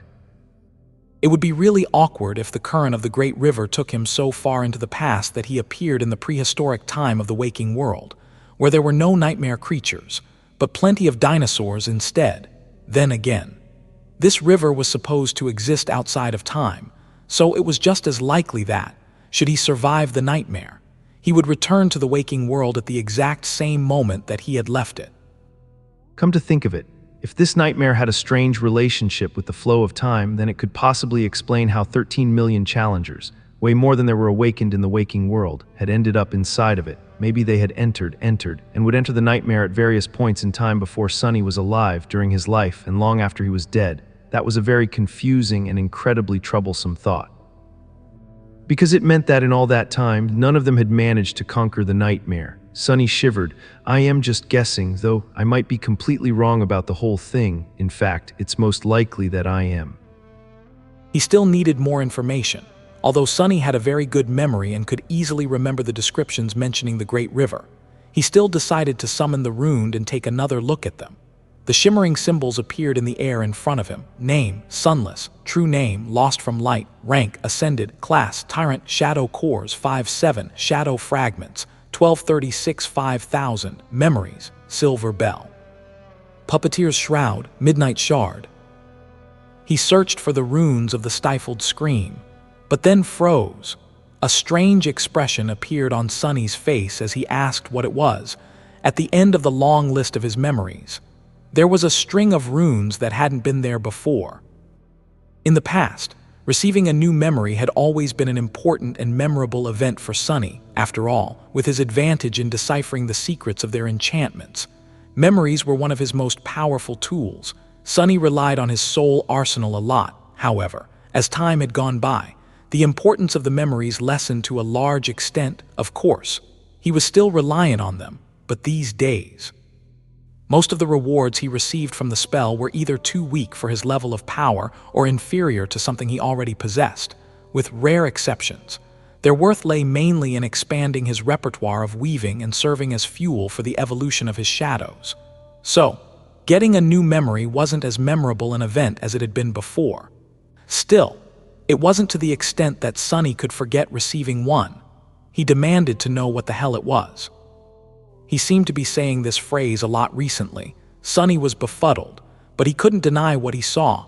There was indeed a new string of runes at the end of the list of his memories, one that he neither recognized nor had ever seen before. He scowled, then threw a suspicious glance at the Sin of Solace.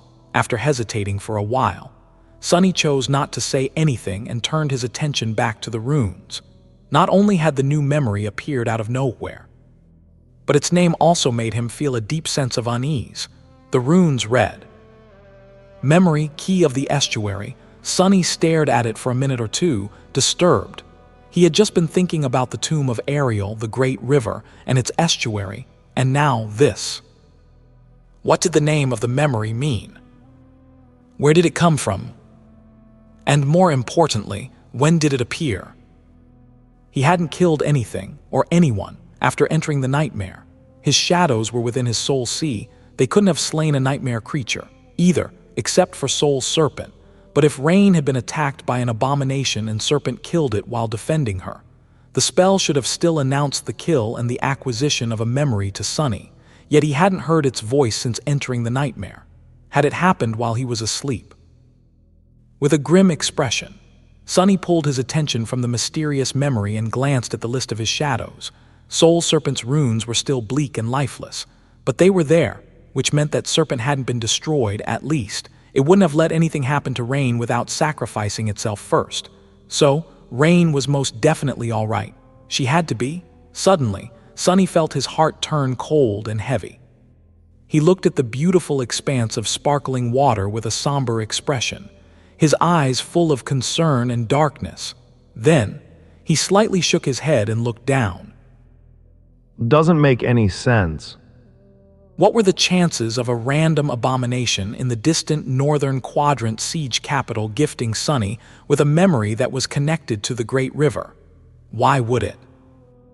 Pursing his lips, he let out a heavy sigh and turned his attention back to the runes. Concentrating on the estuary key made more shimmering symbols appear in the air. As soon as Sunny started reading them, his expression changed. Memory, Key of the Estuary, Memory Rank, Supreme. A supreme. His heart skipped a beat. At the same time, Sunny's unease deepened. He should have been excited to find himself in possession of such a powerful memory. However, instead, all Sunny felt was a cold sense of dread. It was because he firmly believed that nothing in this world, two worlds rather, was ever free. So, getting a supreme memory out of nowhere only made him feel apprehension. Could Serpent even kill a great nightmare creature? Soul Serpent was an ascended tyrant, just like Sunny. Sunny himself wasn't powerful enough to dare face a great abomination. His chances of surviving such a fight weren't zero, but very close to it. The vessels of the Skinwalker were proof. Frowning, Sunny swallowed his questions and continued to read Memory Tier 6. Sixth tier. He didn't even bother to consider the implications and turned to the description, which was strangely short. There were only several shimmering runes. Memory description. The answer is oblivion. Sunny stared grimly at the short string of runes, perplexed. The answer. He was confused to what question. Was oblivion the key to the estuary? What did it mean?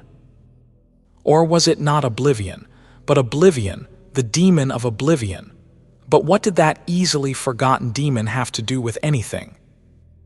Sunny rubbed his face, then glanced at the enchantments of the mysterious memory.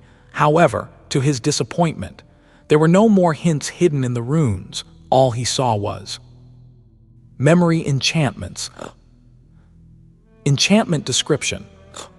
And that was it. There seemed to be only one enchantment, but it had no name and no description. It was just like the Where Is My Eye enchantment of Weaver's Mask, which hadn't been named until Sunny used it.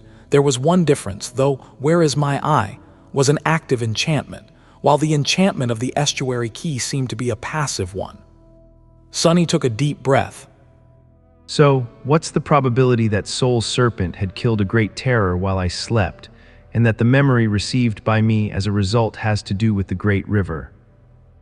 That was the only logical explanation, and yet the logic of that explanation was highly questionable. He remained motionless for a while, then sighed and summoned the key of the estuary. Of course, it would have been more prudent to first study the mysterious memory in the soul sea. Yet, somehow, Sunny felt reluctant to touch it within his soul. Soon, countless sparks of darkness swarmed around his palm, and then slowly formed into a jagged piece of black stone. The jagged stone was utterly black and cool to the touch, reminding Sunny of the building blocks of the Tomb of Ariel. There were no features to it, no runes or images carved into its surface. It was just a rough, palm-sized chunk of stone that seemed like something one would randomly pick up from the ground. Since the mysterious enchantment of the estuary key was a passive one, it was supposed to come into effect as soon as the memory was summoned. However, if it was doing something, Sunny couldn't tell. He didn't feel any changes, neither in himself nor in the world. I feel like I'm going mad. He had been bombarded by more and more bizarre questions since the start of the nightmare, and none of them had any answers. There was also an answer that didn't seem to have a question. Even the Sin of Solace had become a bit weird, uttering a quiet curse. Sunny concentrated and peered beneath the surface of the jagged black stone. Even if the enchantment had no name and no description, he could still study its weave himself. After all, by now, he had some knowledge of weaving, as well as the ability to intuitively feel the purpose of various weaves. Within the estuary key, there was a vast tapestry of ethereal strings. It wasn't the most complicated spell weave Sunny had ever seen. That would be the weave of Weaver's Mask, but it was still incredibly complex and unimaginably intricate. An enchantment like that was hopelessly outside the scope of what he himself could create. At least, Sunny was stunned, however. He wasn't stunned by the intricacy or complexity. Instead, what paralyzed him were the strings themselves, because, unlike the strings of soul essence that comprised the weaves of all memories created by the spell, these ones weren't ethereally luminous and silvery white. Instead, they were lightless and dark, like something Sunny himself would create. The strings of the memories created by the spell were made out of soul essence. At least Sunny was convinced that they were. They were strings of ethereal, silver light. The strings that Sunny himself weaved, however, were made out of shadow essence. Although they were a perfect substitute for the strings of light, they appeared entirely black. This was the reason why the weaves of the memories he modified were like a patchwork of light and darkness. The weave of the estuary key, however, had no light at all. Every string of its vast and intricate tapestry was black, as if created out of shadow essence. It was just like the siege souvenir that Sunny had made and used to kill Goliath. Sunny stared at the jagged piece of black stone, dumbfounded. What's the meaning of this? How could there be a memory such as this if he hadn't created it? Suddenly, there was cold sweat on his face. Have I lost a part of my memories? Oblivion, oblivion. The answer was oblivion. Sunny shifted, and his hand instinctively shot to the side, ready to grasp a weapon. The Sin of Solace observed his panic with an amused smile. A few seconds passed.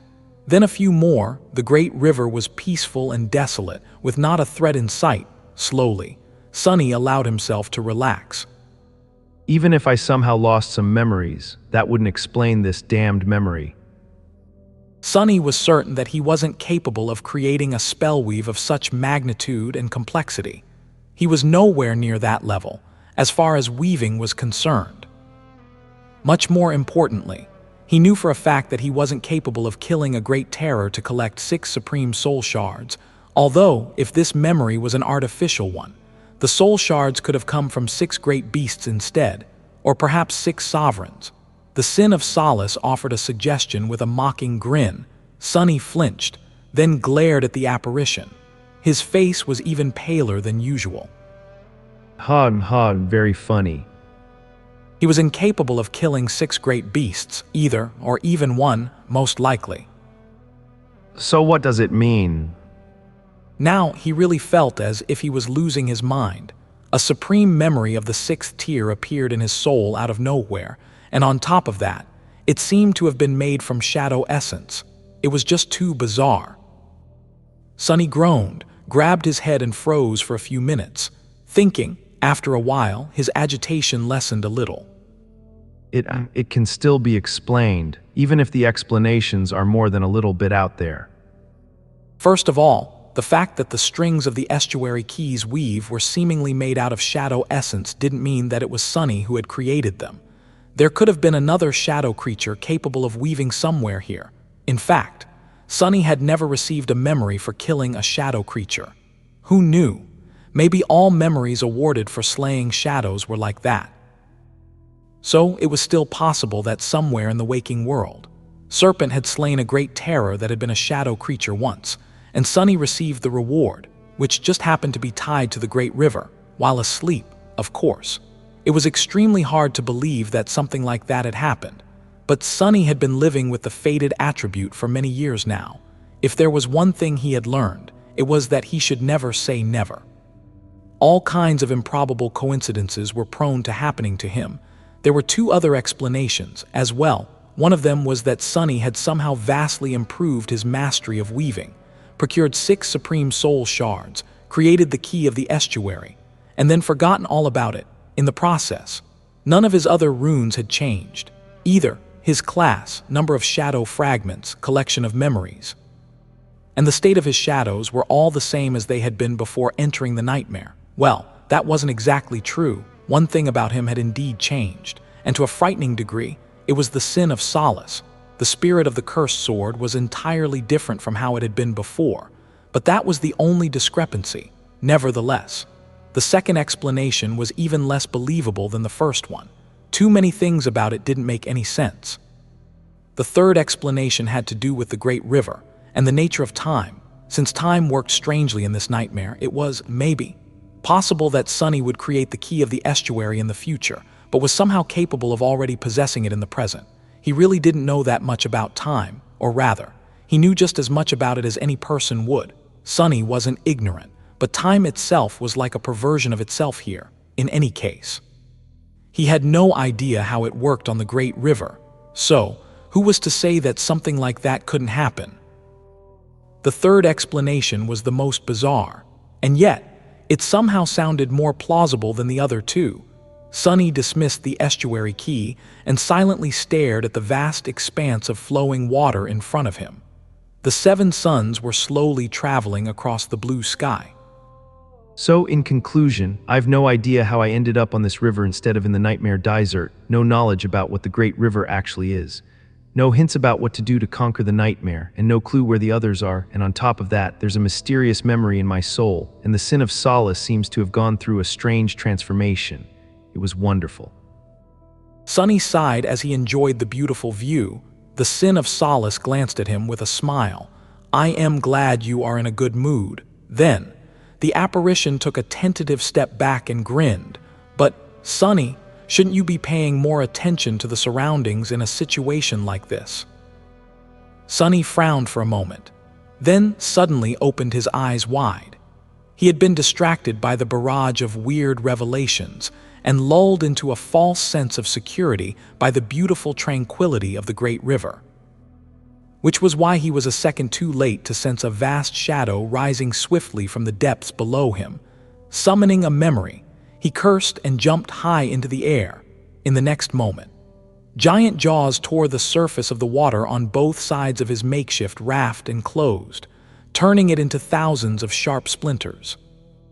The piece of flotsam had survived untold years of drifting on the currents of the great river, and was so sturdy enough that Sunny couldn't easily leave a scratch on it despite being an ascended tyrant.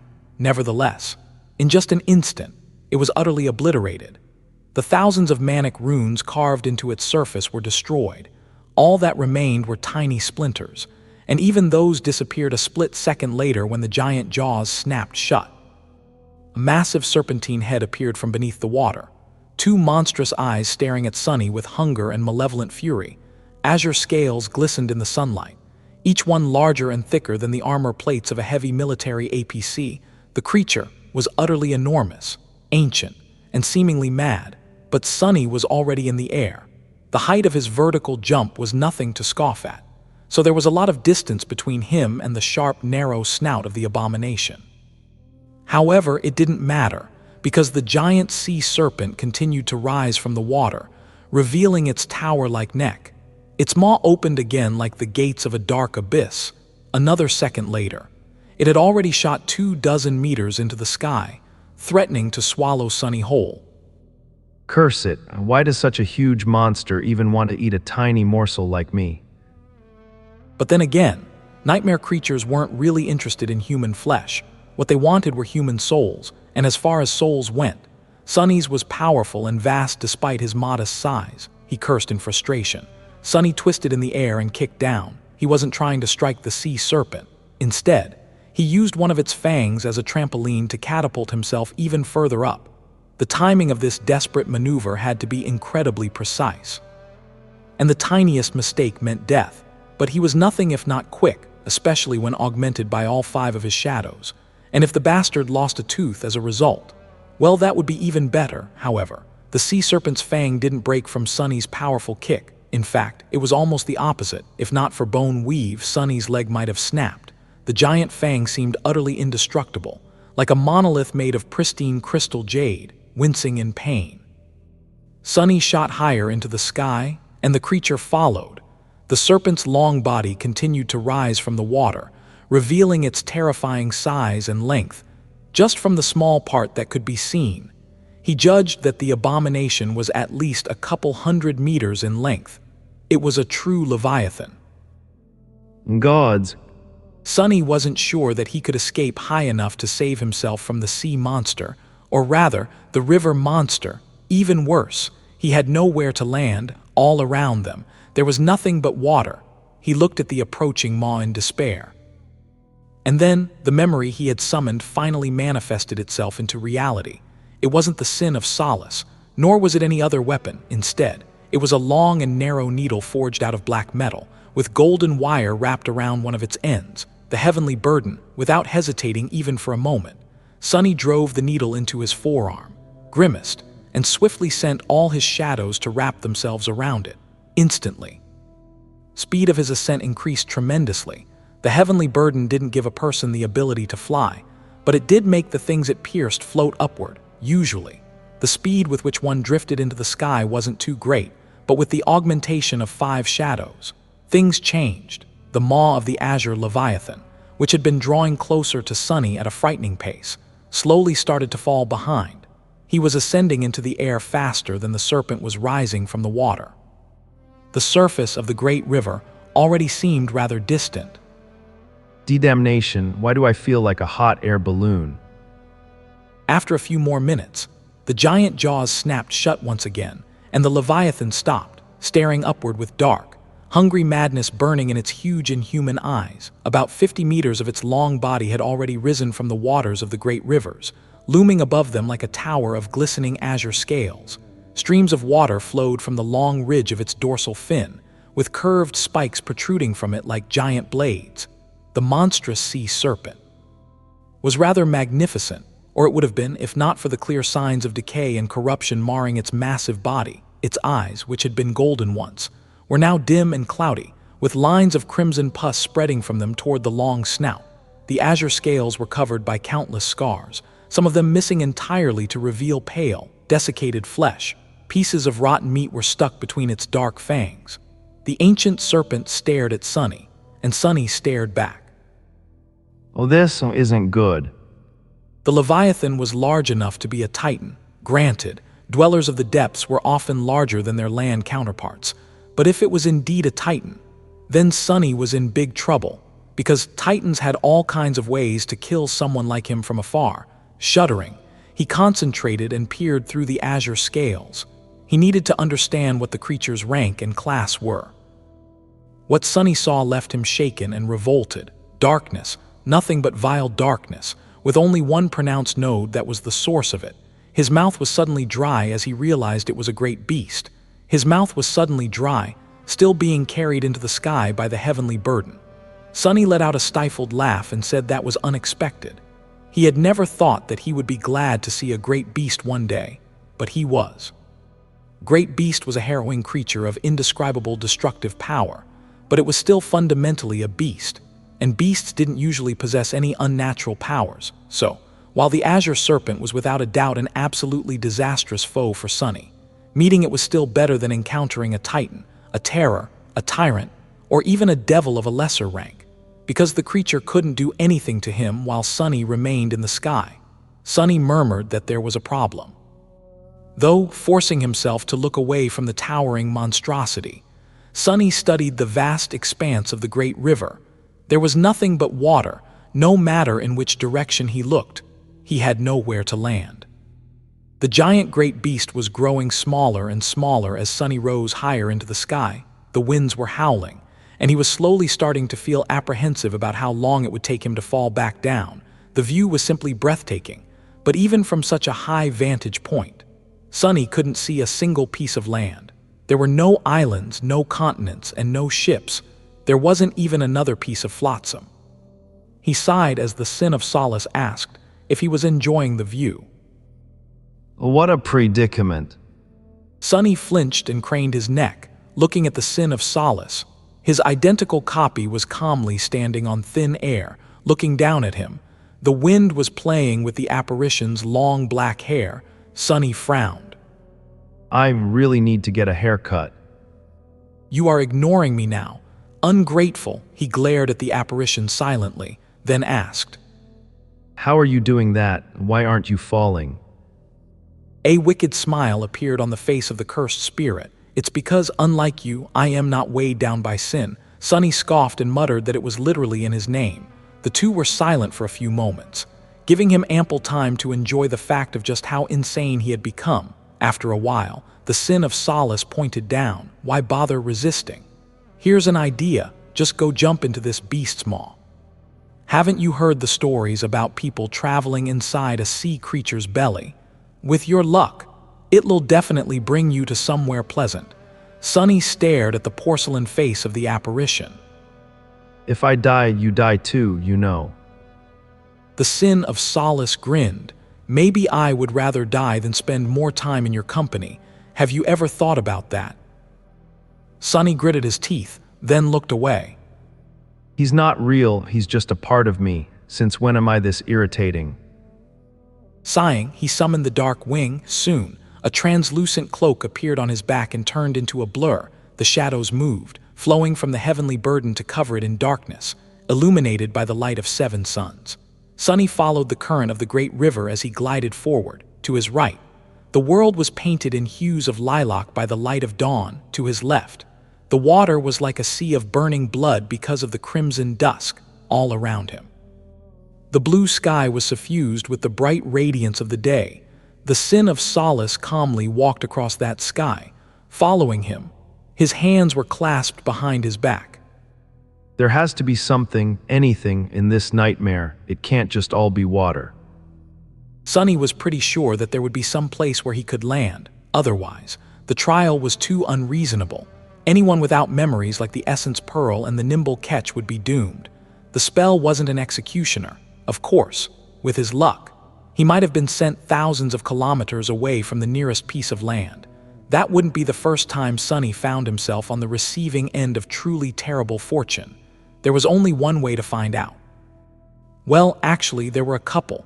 He could try surviving the Where Is My Eye enchantment for the 3rd time, and he would, if there was no other way. The giant sea monster below followed Sunny with its cloudy eyes, and then dove back into the water. However, its vast shadow remained, moving slowly just below the surface. It was keeping pace with the flying human. Sunny's expression grew bleak as the Sin of Solace asked if he wasn't willing to let go. Did he offend the serpent's ancestors in his past life? Time went by. The sea serpent continued to follow Sunny, raising its head above the water from time to throw a chilling look in his direction.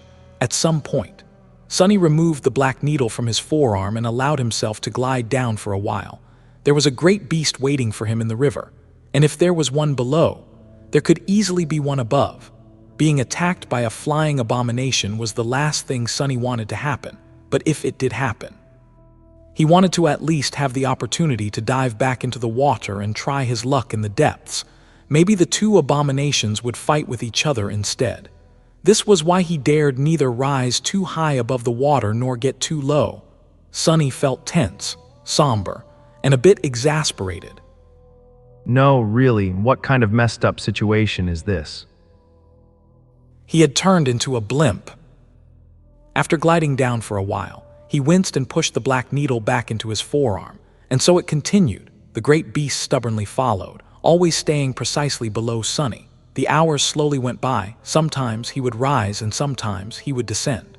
The heavenly burden continued to poke small holes in his skin, which then immediately healed thanks to the living stone trait of the shell. Sunny grew angry, then he grew depressed, then he grew bored.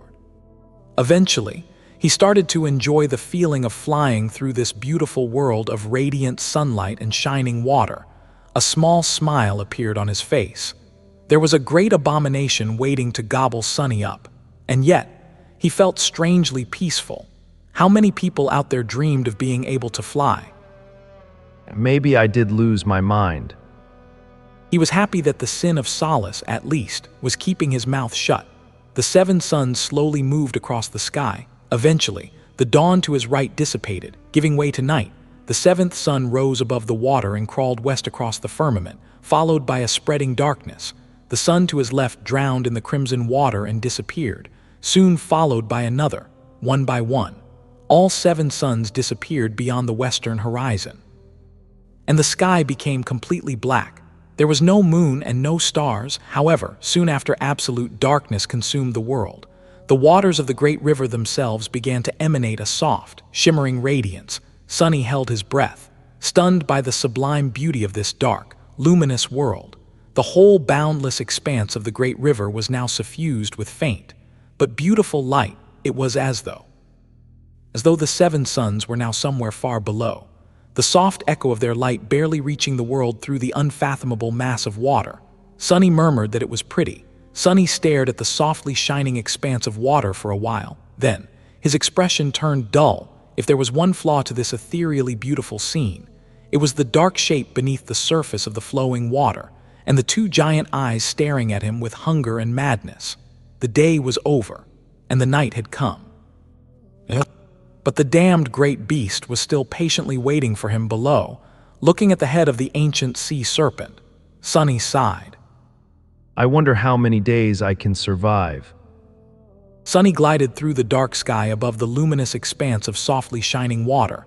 The wind was caressing his skin, and tranquil silence ruled the world. If not for the need to pierce himself with the sharp needle over and over again, he would have found the situation relaxing. Of course, there was also the monstrous sea serpent that patiently pursued him, staring at the perfectly black canvas of the night sky with cloudy eyes. He also had to constantly remain on high alert. There was no telling what else could attack him from above. After a while, Sunny let out a sigh. How tiresome. He was starting to miss the days of plummeting into the sky below. At least he had the dead mimic to sit on back then. Now, there was nowhere for him to rest. Sunny continued to fly forward, surrounded by nothing except empty air. He had the Sin of Solace with him instead of Mordret, too. It was really hard to tell which one of them was worse company. Have you lost? I strongly protest against this comparison. The apparition glanced at him with contempt, then looked away. Sunny sighed again. Yeah, you're way more handsome than that guy. Sorry, I went too far. The Sin of Solace scoffed, and they continued forward in silence. After a long while, the faint radiance of the flowing water grew a little dimmer. The eastern horizon brightened, and then the first of the suns appeared from below in a crown of lilac hues. A new day was starting. The soft light suffusing the great river slowly dissipated, and the 7 suns appeared from below the water one after another. Soon, the western horizon was once again wreathed in the crimson flames of dusk. Everywhere else, it was bright day. Sunny stared at the great beast below him with resentment. He was tempted to summon Morgan's warbow and start turning the ancient serpent into a pincushion, even if the might of his arrows wasn't enough to pierce the azure scales of the creature. He was sure that they would at least irritate it. Why should Sunny be the only one feeling endless frustration? However, doing so was only going to consume his essence. He wasn't willing to waste it needlessly in a situation where it was impossible to tell what would happen next. Gritting his teeth, Sunny steeled his will and continued flying above the water. An hour went by. Then, one more. Actually, Sunny had no idea if those were really hours. The 7 suns shining above the great river were too bizarre and unreliable to use them for measuring the time.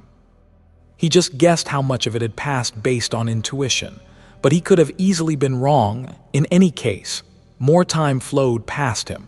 Or was it Sunny who was flowing through time? Questions like this were driving him mad. I am really starting to. Sunny suddenly froze and looked at a certain spot on the great river, asking if it was land. There, a great distance away, a black dot had finally appeared atop the sparkling water. His heart skipped a beat. He lingered for a moment, then glanced at the long shadow hiding beneath the surface of the water right below him. Then, he changed the direction of his flight slightly and sped up, hoping to reach the black dot as soon as possible.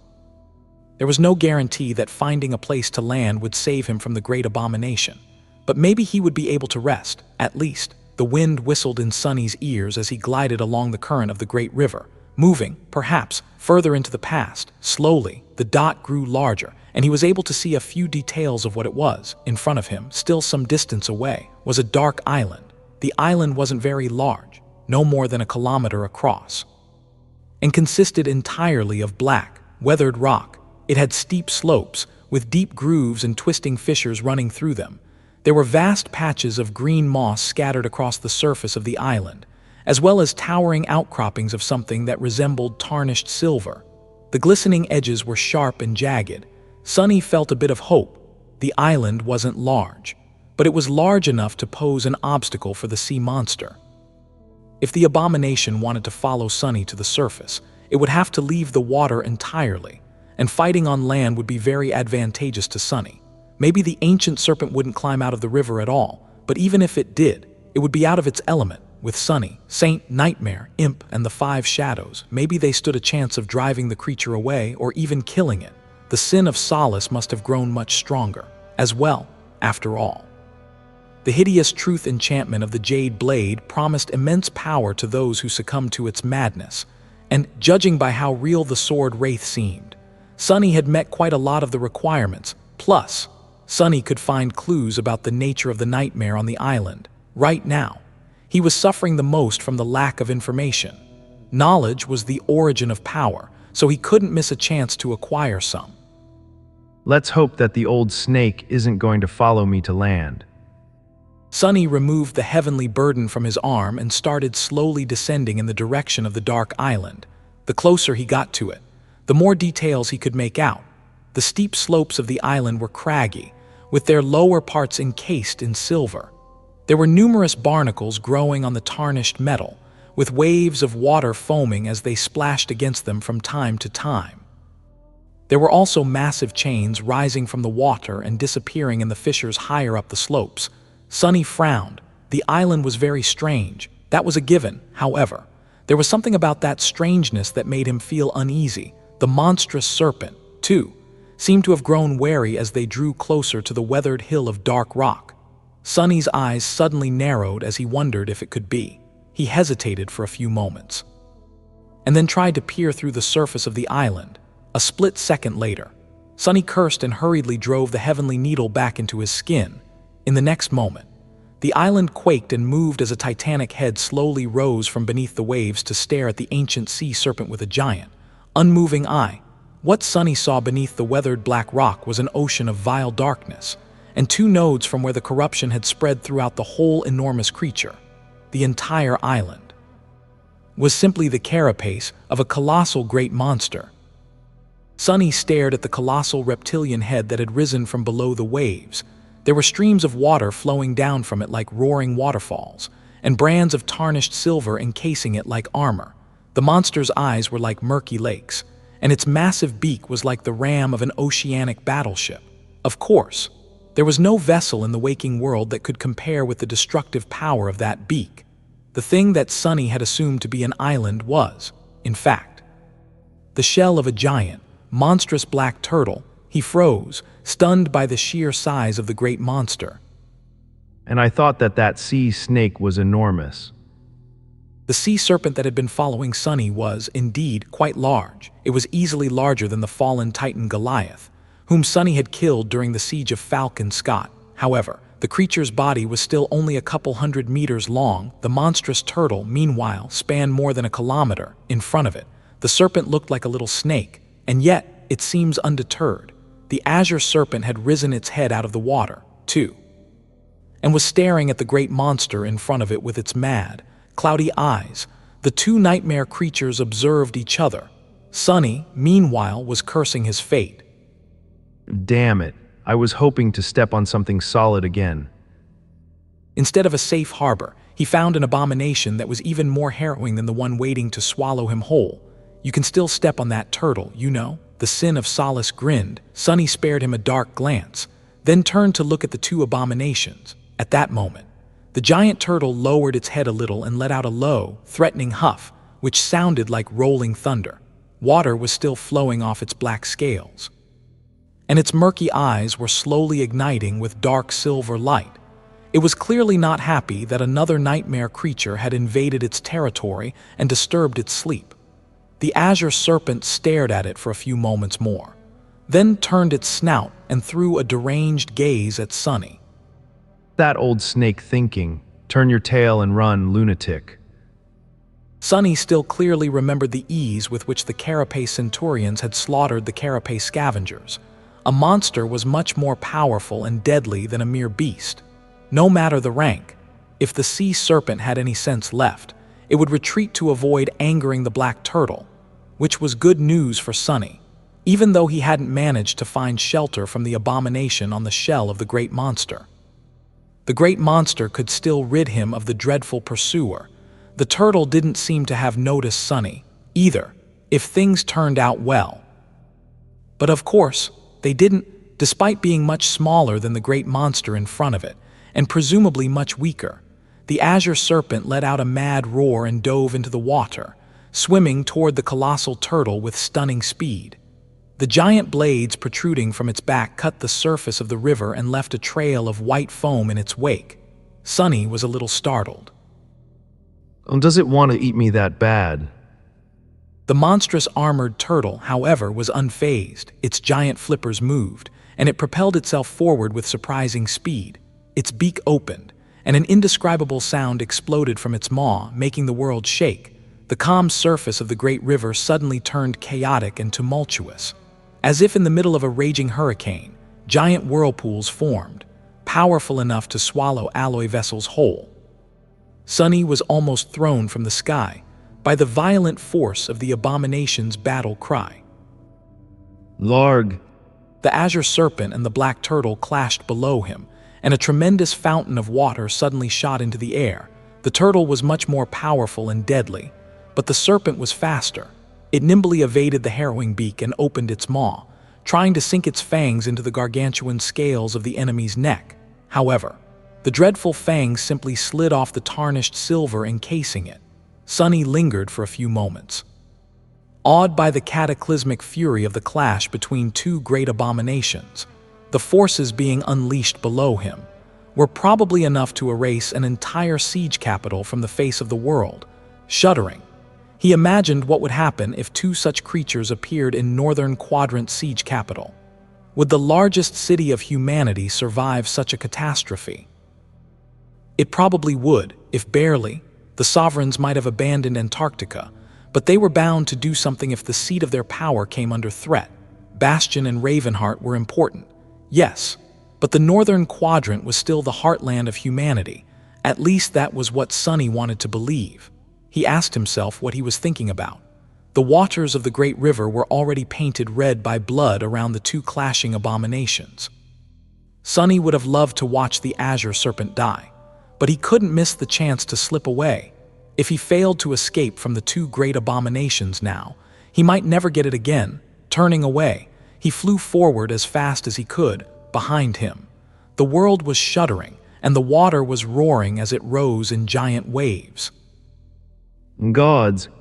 Sunny gritted his teeth and refused to look back. Gradually, the sounds of the titanic battle grew quieter and quieter, and then, he couldn't hear anything at all. He let out a shaky breath. I knew that third nightmares were absolutely lethal, but isn't it a bit too much? Was he supposed to battle great nightmare creatures as a mere ascended? What kind of perverted logic was that? Suddenly, in a somber mood, Sunny sighed and looked at the Sin of Solace, asking what he thought. The sword wraith smiled. I think you're going to die of hunger before finding land, or you can go fishing in the river and be eaten by the fish instead. There's always a choice. Sunny grimaced, wondering why he had even asked. He continued to follow the current of the great river, flying north, into the past. Eventually, the seven suns drowned again, suffusing the water with their light. The sky was black and devoid of stars. The world was silent. Sunny tiredly closed his eyes. Can't sleep. Falling asleep might kill me. He stared at the expanse of softly shining water beneath him, then blinked a couple of times. What in the hell, and how is this possible? A familiar shadow was hiding beneath the waves below him. The azure serpent was back. There were hints of blood in the water around it, but the damned creature was indeed there, still waiting to devour Sunny. Did it escape from that giant turtle? Struggling to believe in it, Sunny turned around and looked back. Of course, the place where the two abominations had battled was too far away for him to see anything, but he did notice something else, somewhere out there, upstream, almost too distant to be noticed. A tiny spark of pure white light was glistening above the blush-green, luminous waters. It was hard to notice because of the soft glow of the great river at night, but it was certainly there. Sunny held his breath for a moment. I shouldn't get my hopes up, right? He slowed down and then came to a halt. The Sin of Solace stopped, too, looking at him with a detached expression. Still, I must make sure. Sunny rubbed his face, glanced at the azure serpent once again, and then sent himself flying back. Let's see if you want to meet that turtle again, old snake. By the time Sunny flew close enough to distinguish the source of the white spark, it had already disappeared. However, finding the source wasn't too hard. There weren't a lot of things that could be distinguished from the empty expanse of flowing water on the great river. After all, by then, it was already morning. The suns were slowly rising from below, and the world was enveloped in the dim glow of twilight. The soft radiance of the shimmering water had dissipated, making it easier for Sunny to see colors. Hovering high above the current, he froze. There was a stunned expression on his face as he asked how it was possible. Far below him, a vast span of the great river was painted red. Blood was clouding the clear water, and the polluted patch of it was at least 6 kilometers across. From high up, it looked as if a bloody flower was slowly blooming in the middle of the river. At the center of the red patch, a familiar great monster was floating lifelessly, the silver bands encasing its neck broken and bent. The black turtle was dead. There was a vicious wound at the spot where its neck met its body. The wound was large enough to be a tunnel, with rivers of blood still flowing out of it into the water. The equally gruesome exit wound was all the way across the monster's massive body, just below one of its armored flippers. Shaken, Sunny lingered for a while, and then looked down at the spot where his pursuer was hiding beneath the water. At that moment, the azure serpent rose its head above the surface and stared at Sunny with mad fury burning in its cloudy eyes. The great beast looked battered and maimed, with several huge chunks of flesh missing from its long neck, but it was undeniably alive. He had thought once that the azure serpent was like a little snake in front of the colossal turtle, but from the looks of it, that little snake had managed to burrow into the body of the larger monster, tear it from the inside, and escape back into the river to catch up to Sunny. The old snake must be a queen, king of beasts. It actually took down a monster. He was slightly impressed, but mostly he was disturbed. Being pursued by a great beast was already bad enough, but now that he knew that the azure serpent was a fearsome existence among the creatures of its class, the situation seemed even worse. He breathed a damnation. Sunny and the ancient Leviathan stared at each other some more, and then he turned back to the island-sized corpse of the black turtle. In any case, now that he saw the result of the battle between the two great abominations, he had to admit that the source of the white spark had to be hidden somewhere on the dead turtle's shell. There was simply no other place anywhere around that could have produced it. Sunny observed the carcass of the great monster for a while, not daring to descend yet. After thinking for a while, he summoned Morgan's warbow and made a black arrow appear on its string. Then, he ordered one of his shadows to wrap itself around the arrow, drew the string, and released it. The arrow shot through the air and struck the green moss covering the monster's shell, piercing the layer of soft moss. It then hit the weathered black rock and splintered without leaving even a scratch on its surface. The arrow was destroyed, but the shadow had already been transported on the dark island. The gloomy guy looked around, shivered, and then glanced at the sky with a resigned expression. His resentful gaze seemed to deal damage directly to Sunny's conscience. Sunny shifted a little. What are you staring at? I have a very clear conscience. The clearest conscience in two worlds. It's a flaw of mine. The Sin of Solace, who was standing by his side, quietly chuckled, ignoring the apparition. Sunny commanded the gloomy shadow to go and explore. Then he looked at the world through its eyes. The surface of the black turtle's shell was indeed like an island. There were patches of moss covering the weathered rock, while the rock itself was rough and uneven. It was littered with mounds, deep gorges, and even depressions filled with water that looked like small lakes, here and there. Jagged pieces of tarnished silver could be seen. From what Sunny could tell, the great monster had been somehow fashioned with a battle armor of sublime silver in the past. Perhaps thousands of years ago, now, the silver armor was dull and covered with a dark patina. Most of it was gone, at least on the surface. Only the edges of the shell, the neck, the head, and the flippers were still encased in vast bands of the precious metal. The huge chain Sunny had seen before served to fasten the armor to the creature's shell. He didn't want to study the nature of the dead abomination in detail right now, though first he wanted to find out where the white light had come from. Soon, the shadow noticed something. In the middle of a large patch of moss, there was a spot where it had been burned away, revealing the rock surface beneath. The rock itself was covered by ash and soot. Most importantly, there was a palm print in the ash. A human palm print. Sunny's heart suddenly started to beat faster. The gloomy shadow seemed excited, too. It sped up, gliding across the dark island and diving into the deep fissures in the rock shell from time to time. And after diving into one of the more shallow gorges, it saw something that made it freeze, out there in the shade of the fissure, leaning her back on the uneven black rock. A young woman with silver hair was sitting on the ground. Her black clothes were singed and torn, and there was a wild look in her striking gray eyes. She was holding a piece of strange-looking roasted meat in her hands, sinking her teeth into it with a determined expression. Both her fingers and lips were covered in grease. It was Nephis, as Sunny and the gloomy shadow were staring at her in stunned silence. She suddenly shifted, raised her head and looked directly at the shadow. Her eyes widened a little. Forgetting to chew, Neph lingered for a moment, and then awkwardly waved at the shadow with a greasy hand. Sunny didn't want to admit it, but he was incredibly excited. A small smile appeared on his face, and he let out a long sigh as he realized it was actually her. Far below, his shadow waved back at Nephis. He was happy, and not only because it was Neph whom he had found. Sunny was also happy to find anyone at all, after days spent in solitude. He was starting to fear that the strangeness of the great river was much more dire than he had thought, and that he was actually sent into an entirely different nightmare, or perhaps epic, than the other members of the cohort.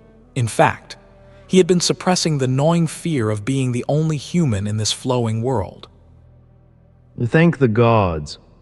Under the watchful gaze of the azure serpent, Sunny retrieved the heavenly burden and glided down in a wide spiral. He was still wary of the great abomination, but had no choice except to land. It was a good thing, too.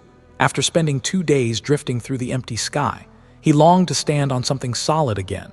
The small puncture wound left behind by the black needle was completely healed by the time Sunny reached the stone shell of the dead behemoth, to his relief. The ancient serpent didn't follow him onto the island. It stayed in the water, staring at the tiny human with hungry madness. Luckily, looks couldn't kill. Well, at least this great beast's gaze couldn't kill. There were all kinds of nightmare creatures and aspects out there, though. As soon as the soles of his shoes touched the weathered rock, Sunny let out a satisfied sigh. Then he dismissed the dark wing, bent down to grab the edge of the fissure in front of him, and jumped down. A few moments later, Sunny landed in front of Nephis. The gloomy shadow slid off the wall and attached itself to his feet. The two of them stared at each other for a bit. Then, Sunny grinned. Smells delicious. Where did you get fresh meat? Nephis tilted her head and blinked. A few minutes later, Sunny and Nephis were sitting opposite each other inside the narrow fissure, finishing the last of the meat she had roasted. The covetous coffer was standing nearby in the form of an alloy chest, its lid open. There wasn't much food inside by now, but there was still some salt and spices left with the help of seasoning. The meat tasted sublime, not that it was easy to chew. Sunny's teeth were incredibly tenacious due to bone weave, and yet he had to augment himself with a few shadows just to take a bite. And yet, he was thankful for that meat. Without Neph making a fire to roast it, he might not have found her so soon or even ever at all. He said that it really tasted amazing, finished with his portion. Sunny glanced at his greasy hands with a bit of regret, and then carefully licked his fingers. Then, he looked at Nephis and smiled. Hey, did we really just eat the meat of a great monster? How had his life turned out this way? It was a bit too ridiculous. She nodded and brought the endless spring to her lips, drinking greedily. Yeah, I carved it myself after the sea serpent left. Hearing this, Sunny shifted awkwardly. As it turned out, Nephis had been on the shell of the black turtle the whole time. At first, she had appeared within the mist, just like Sunny, but after the mist dissipated, she found herself standing on the surface of the dark island, with no one else in sight. Neph had felt that something was very wrong almost instantly.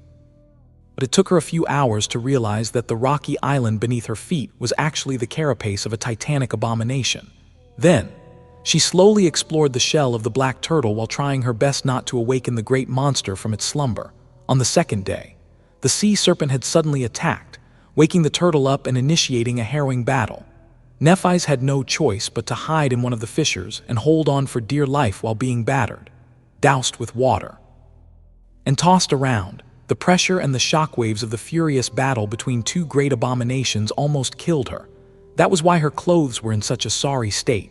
Eventually, though, the serpent managed to burrow into the turtle's flesh and kill it from the inside. After killing the monster, it left.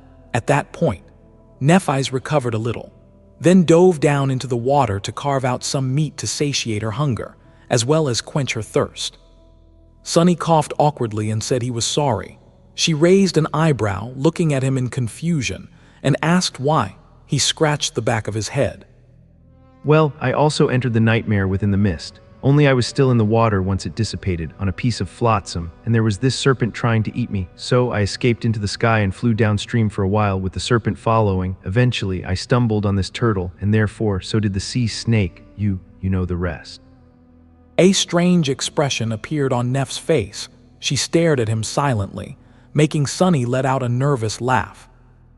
Actually, I was right above you, high in the sky when they started fighting. We almost missed each other.